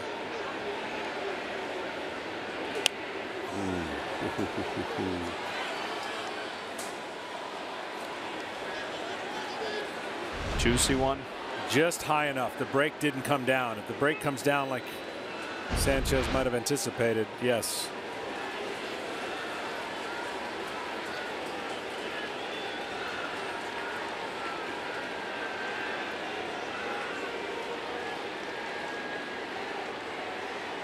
So now a 3-2, and Sanchez fouls it again.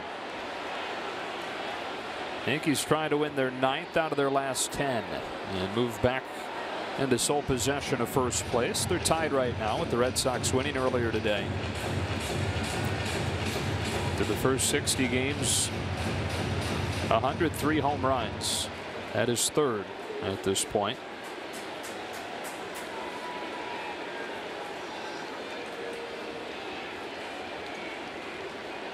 and on pace to hit more than anybody ever.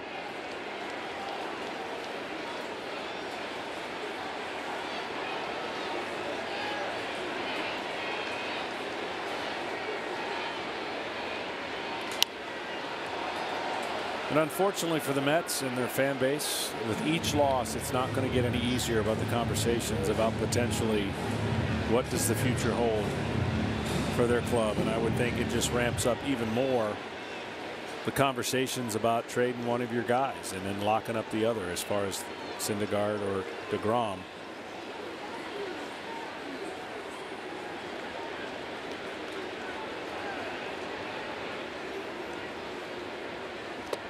Makes a nice pitch to finish him off, and 2 gone here in the 8th inning. Flipping the switch is sponsored by Boost Mobile, and the headline's going to be the home runs, but what Domingo Herman did tonight after allowing the 3 runs in the 1st inning, racking up a career-high 9 strikeouts, made quite a statement. Yeah, great adjustments, whatever the mechanical adjustment Larry Rothschild gave him, and just the fortitude of him having the guts to hang in there. That is a huge pick-me-up for a club that, you know, is well on its way to a great record this year. And Andujar gets it by a diving Rosario.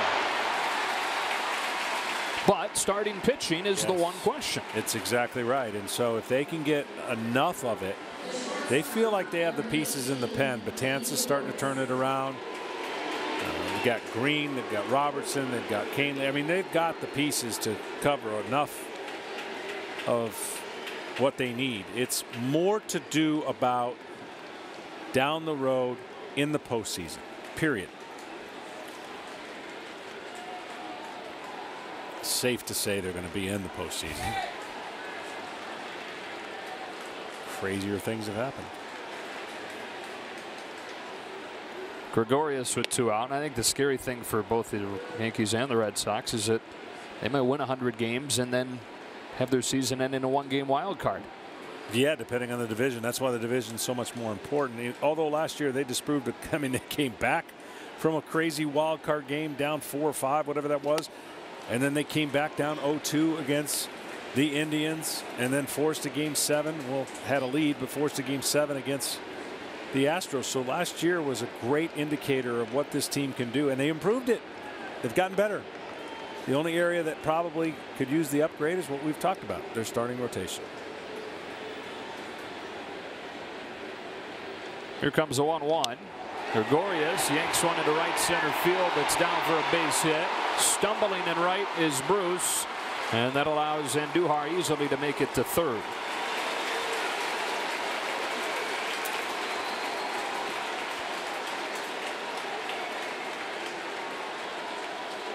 You know that feels good for a guy that has been really struggling at the plate. I messed up my score sheet, so I stopped keeping score. But is that 3 hits for him? That is. I'm here for you. Thank you very much. I'm on a really bad streak with messing up my score sheet.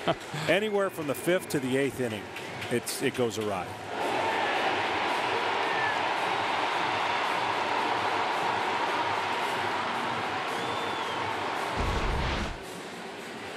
So yeah, 3-hit night for Gregorius, who is hitting 135 over his last 25 games coming in.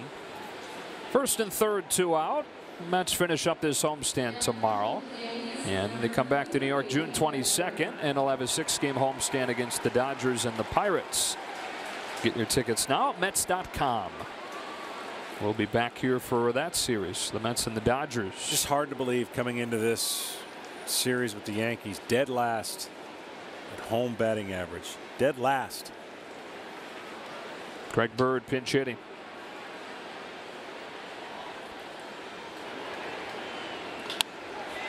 Hard ground ball. Nice play at second by Cabrera.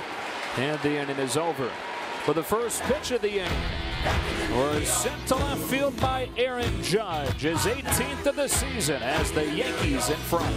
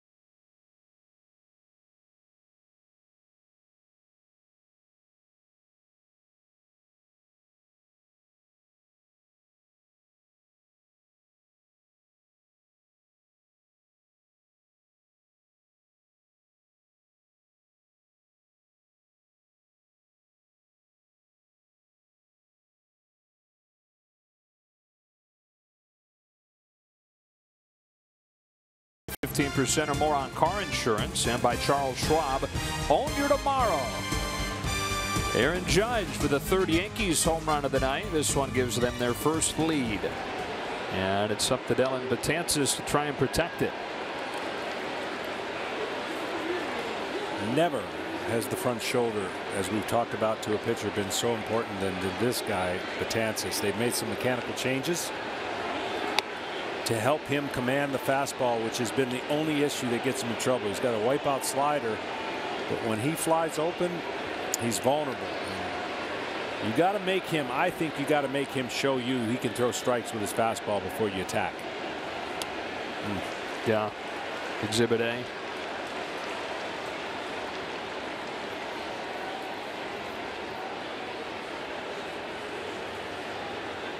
Fraser, Nimmo, Cabrera coming up here. On a 1-1 pitch. Fastball misses in, ball 2. And that's what happens. You know, they over rotate and the shoulder opens up to first base and the ball can only go in a direction where it's opposite of what you intend. You fly open and he's 6'8". A lot of things happen when you're 6'8". You're not mechanically locked in. Top of the zone with a fastball there. 2-2. Fraser's been good against him lifetime. 2 for 3. He's got a home run. He catches the top and Fraser's like, no, can't have that. Here comes the slider, I believe. Or the power breaking ball, whatever you want to call it. Oh. Fastball at 99 to the inside corner. 1 out.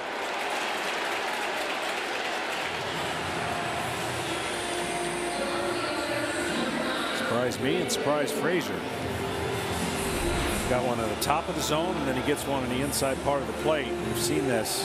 I mean, that's, you're just not going to hit that, and I don't know that that actually is a strike. Just Todd's dad taking the game in. He's thinking the same thing you are. What are you going to do with that? Strike 1 on Nimmo. I don't know if it's a nervous reaction, but after every pitch he goes to his hat. Takes it off a lot. Puts it back on.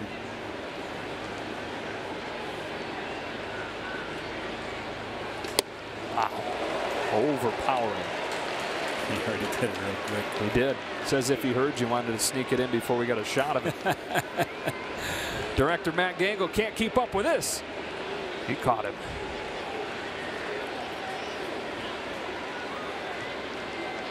Struck out Fraser looking. He strikes out Nimmo swinging.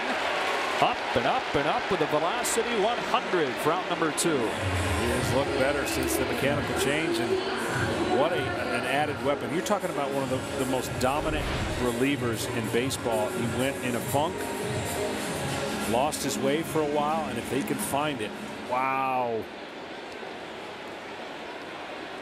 Can't hit that. You know it's coming. 1-run game in the 8th. And Asdrubal Cabrera, who has a 2-run homer tonight, fouls off the first one into the glove. Strike 1. Yeah, there was a stretch, Dellin Betances, who's been an all-star 4 years in a row, but there was a stretch in 14 and 15 where there was nobody better. Nope, that's right. And then there was a part last year that Joe just couldn't use him in particular games. Yeah. From one end of the spectrum to the other. And this outing certainly looking a lot more like 14 and 15 than that low point last year. Throwing heat in the 8th and 0-2. And then he breaks one off to strike out the side.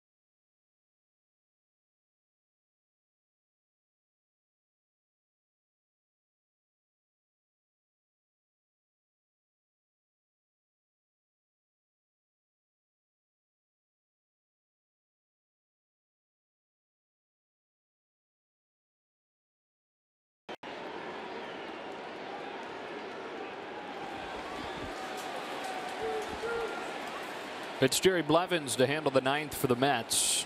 Well, the Yankees in front 4-3. And facing a pinch hitter, Ronald Torres.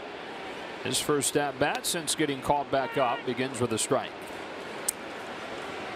I was around doing a game when Aaron Boone said that was the hardest decision he's had to make. One of the most well-liked guys on the club. He earned his stay, and because of a bunch of things going on, this young man had to be sent down. And because certain events take place, he's gotten a chance to come back up, and here he is. 5'8", 150 pounds. And just a bolt of energy for them. Now, on a team with a bunch of NFL defensive ends, he stands out, and there's something endearing about a guy producing at 5'8", 150 on a team with Judge and with Stanton and so on. A unique batting style, but he does get the barrel of the bat to the ball. Reaches out, drags this one to short. Rosario gets in.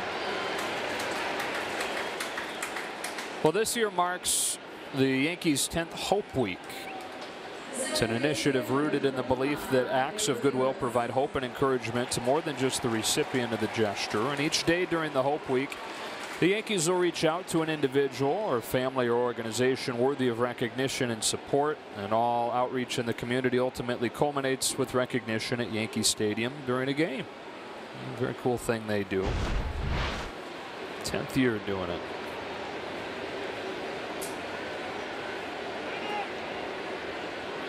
Gleyber Torres. There's another home run tonight. The base is empty and one out here in the ninth.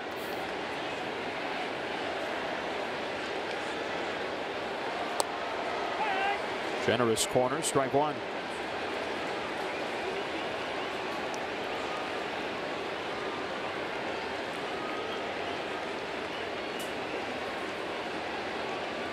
Bruce Conforto Gonzalez coming up for the Mets in the bottom of the ninth, likely against Aroldis Chapman. Although you made an interesting point when we were hanging out during commercial, and that was Dellin Betances threw just 11 pitches and looked untouchable. Why not throw him back out there? I know. We got formulas and set patterns and runways for success for players. Those are terminologies you hear today based on it being laid out. And sometimes, you know, it's okay to deviate when your eyes tell you something different. But looks like Chapman will be coming in. And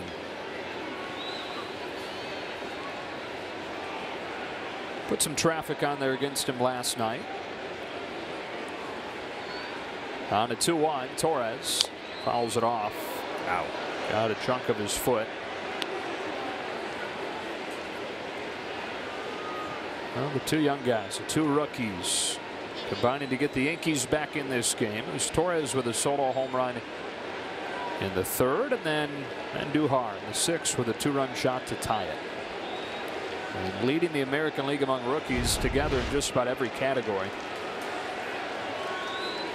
You heard the talk with Ohtani going on the disabled list, maybe opening the door for Gleyber Torres to step into the lead in the American League Rookie of the Year voting. But I mean, how about Miguel Andujar as part of that conversation? Yeah, these two are going to be battling it out all year. Unfortunately, hurting each other in votes probably. That's right. 2-2. Full count.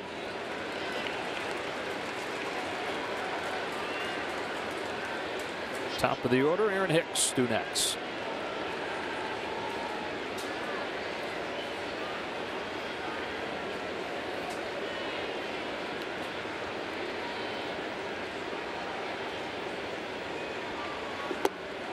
That's a one-out walk.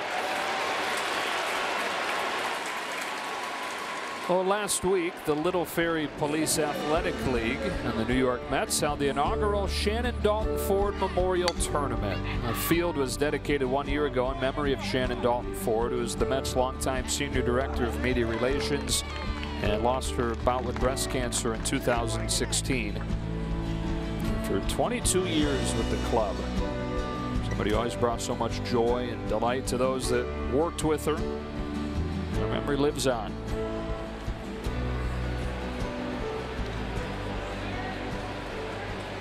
Aaron Hicks, 1-on-1 out. Takes strike one.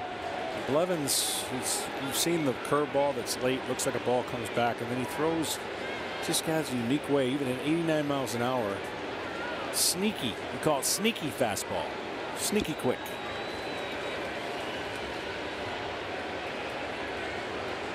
Comes your Uncle Charlie.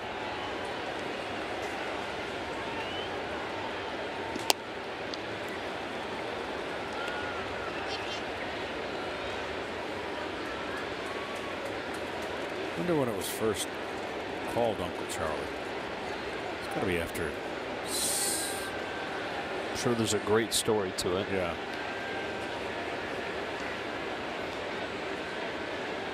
Knee buckler.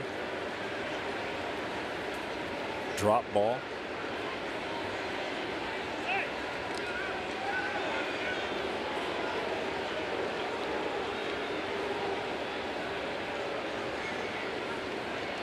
Hansel Robles.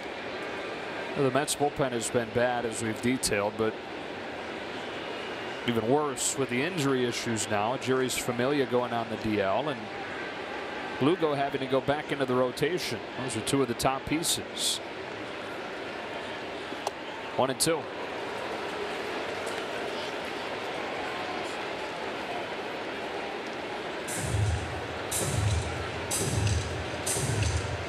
So you want to be a manager, huh?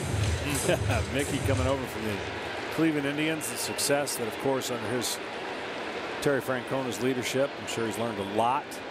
But nothing can prepare you for when things. Can you imagine starting out 11-1 and thinking, "Oh, baby, I love managing. Here we go." Free meals, talk of the town, and unfortunately, it has flipped. On the other side, you have Aaron Boone, who has this loaded roster, and they were 6-7, and everybody's saying, what's going on? Got him picked off here. Torres in a run down. Executed well. 2 gone. Tell you, Blevins has a pretty good balk move. I don't know if that was it, but he's got a really good one.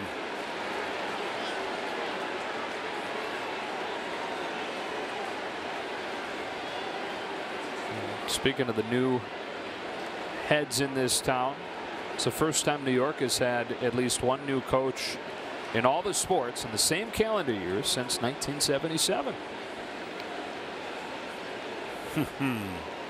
Got to get the Knicks going again. NBA is better when the Knicks are yes, good, huh? Totally agree.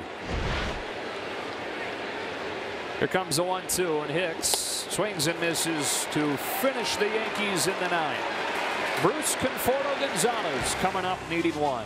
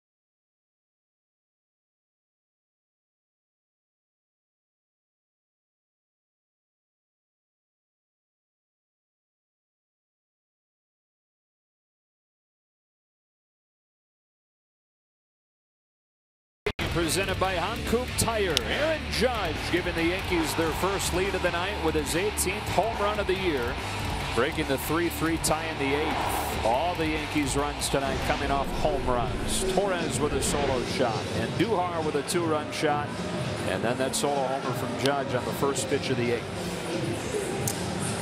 It's an amazing stretch. I mean, you couldn't start better for the Mets, and unfortunately today for Cabrera just got ended a little earlier than got tossed. He's been barking for a while at John Tumpane, home plate umpire. This is after he struck out to finish the 8th inning looking, and it kept on going. And just moments ago the ejection happened, and Mickey Callaway came out, wanted an explanation for why. So this continued half inning later.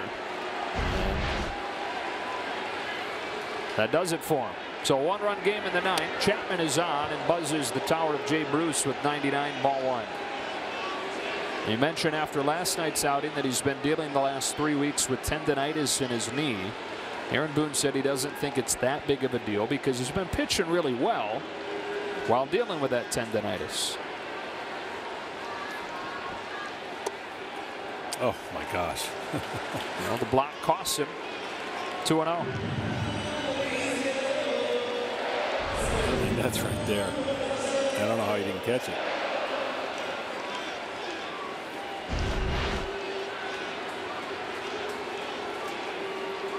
Instead of 1-1, Bruce in the driver's seat here. 2 balls, no strikes. 3-0.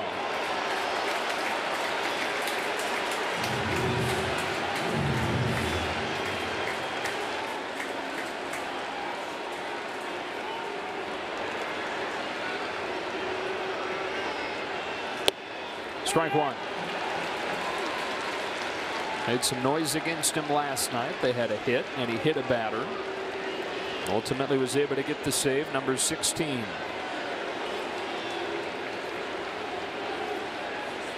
Bautista getting ready to go. That's a walk for Bruce to open the night. That first pitch almost hit Bruce. Brings me back to my days when everyone would yell in the dugout, "We got ice." Yeah, you stand up there and get 100 off your right arm or left arm. Devin Mesoraco will pinch hit.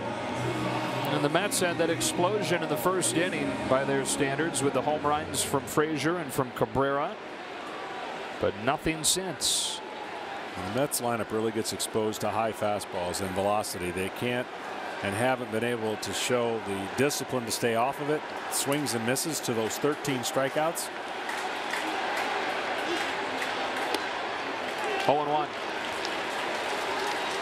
Mesoraco, the return of the Matt Harvey deal. He got off to a very good start in a Mets uniform, but has cooled off lately.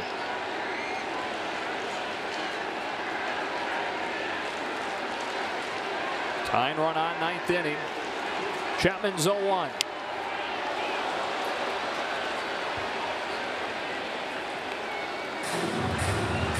Chapman has relied less on throwing the ball 104, 103 miles an hour. And 99, still 99. He'll throw that slider. He's been bringing that slider over the last couple years and really increasing that usage, and therefore adding feet to his fastball after a hitter's seen a slider.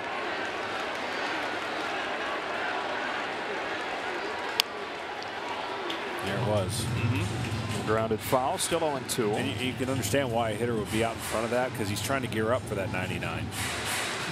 He just can't pick it up. I mean, this is another big guy, 6'4", 6'5", and gets way off the mound in his extension. Freakish athlete, Aroldis Chapman. 4-3 game, 9th inning. Bruce aboard with the leadoff walk. No balls, 2 strikes. Mesoraco strikes out on a fastball at 101.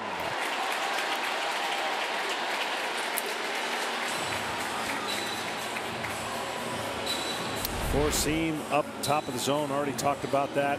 Beating a lot of Mets hitters. You see him trying to stay on it. And this is a guy back in the day could turn fastballs around in Bautista. Over from the Atlanta Braves about a month into the season. And he's been relatively productive for the Mets since coming over. Representing the winning run and taking ball one.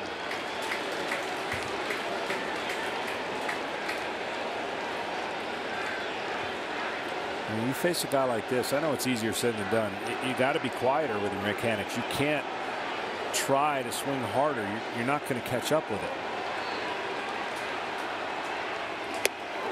He took a rip at it and came up empty. And it's probably just second nature to try and do that because you got to use his power to your advantage. But if you wind up to swing, I mean, it's by you, especially up in that area.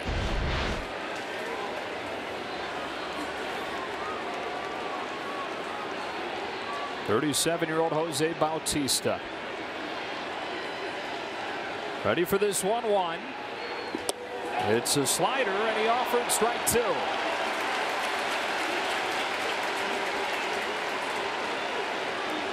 After that, I wouldn't even mess with another one. He got what he needed. Now go back to the fastball upstairs. You bring a slider in that hangs, and you just run it into the barrel of a guy who now can catch up to it.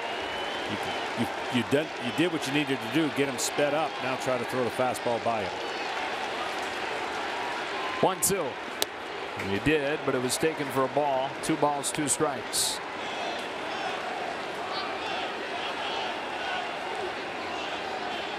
.333 home runs in his career. Surprisingly, he's never hit a walk-off. It is really surprising. I think of the one in Texas, but that wasn't a walk-off. They just put him ahead in the playoff game. Here comes the 2-2. A little bit low. The count is full. He walked Bruce to start the inning. He struck out Mesoraco. The veteran Bautista's worked it full. The Mets losers of 7 straight and 14 of their last 17. Looking for some kind of glimmer of hope to their season.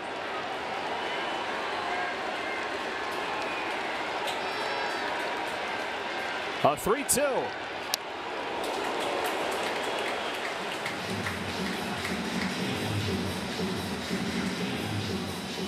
7 in a row overall, 9 in a row at Citi Field. If they are unable to come up with a run here, to the first 10-game losing streak in this ballpark's history.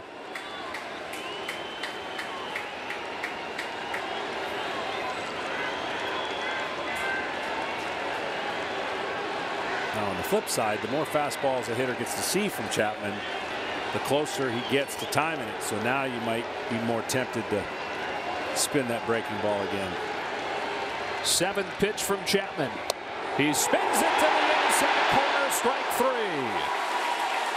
2 out in the 9th. Perfect timing and such a good pitch that it fooled him right from the beginning. He gives up on it, and that one catches the K zone. What are you going to do? You can't. You just tip your hat and hope that you get the call. He didn't.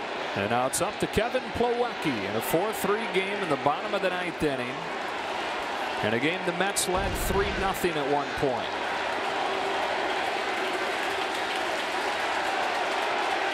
Bruce at first representing the tying run. Kevin Plawecki takes ball 1.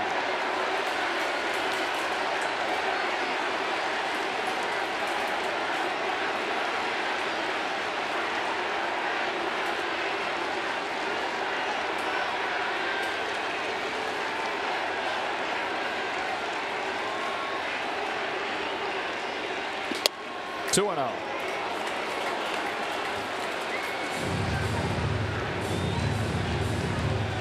If Plawecki can keep it alive, it looks like Jose Reyes would be the man that would be called out.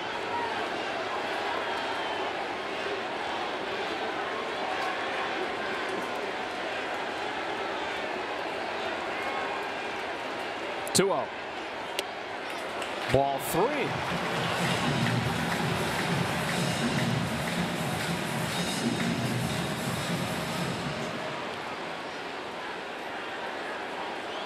So tempted to let him swing 3-0 right here, even though put the tying run one base closer. A 4-pitch walk. The tying run moves into scoring position, and the winning run reaches against Chapman. He hadn't walked a man in his last 5 outings. He's walked 2 in this one.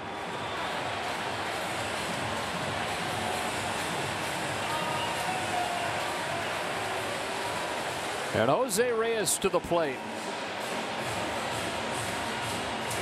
Reyes can thank the ongoing injury issues the Mets have had for him still having a spot on the roster, because he's having by far his worst offensive season. And the opportunities at this point are few and far between, but a big one here with the Mets down to their final out in the 9th. Yeah, Jose Reyes, I still think back. I mean, obviously he played long enough that I faced him in the early part of his career.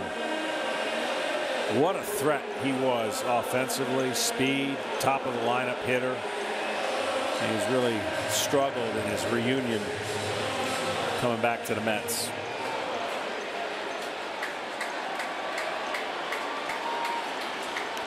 He kind of needs something down and in to have a chance against Chapman. Anything up, I don't think so.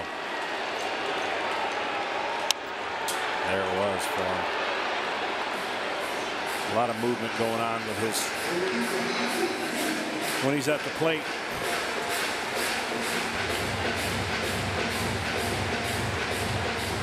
And Chapman not having his ace stuff tonight. Still an out away from locking it down. Bruce at second, Plawecki at first. Jose Reyes 2 days shy of his 35th birthday. Fouls it again, and it's 0-2.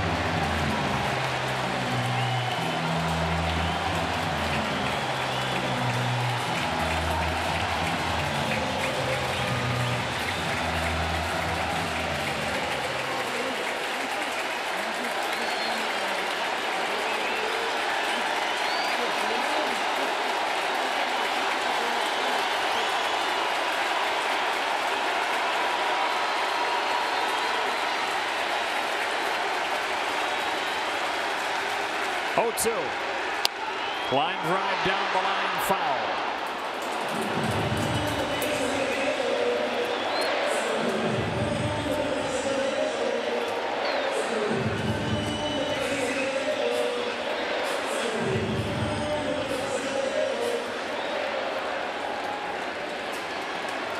A lot of long faces in this ballpark this year. After the dream start, it's been downhill. 2 on, 2 out, 9th inning. Another 0-2 to Jose Reyes. Line to right. Judge is there. That's it. The Yankees have taken the first 2 games from the Mets and have won 6 in a row in the Subway Series back to last season. And they have their ace waiting for them tomorrow in Severino. So Yankees continuing what they're doing. Unfortunately, the Mets have been continuing what they're doing, and they're going to need something drastic, some moment to turn their year around. Losing streak reaches 8 for the Mets. The Yankees have won 9 of 10. They're back alone in first place by a half game over the Boston Red Sox.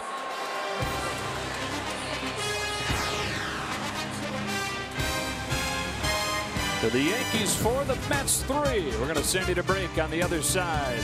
You'll be with Studio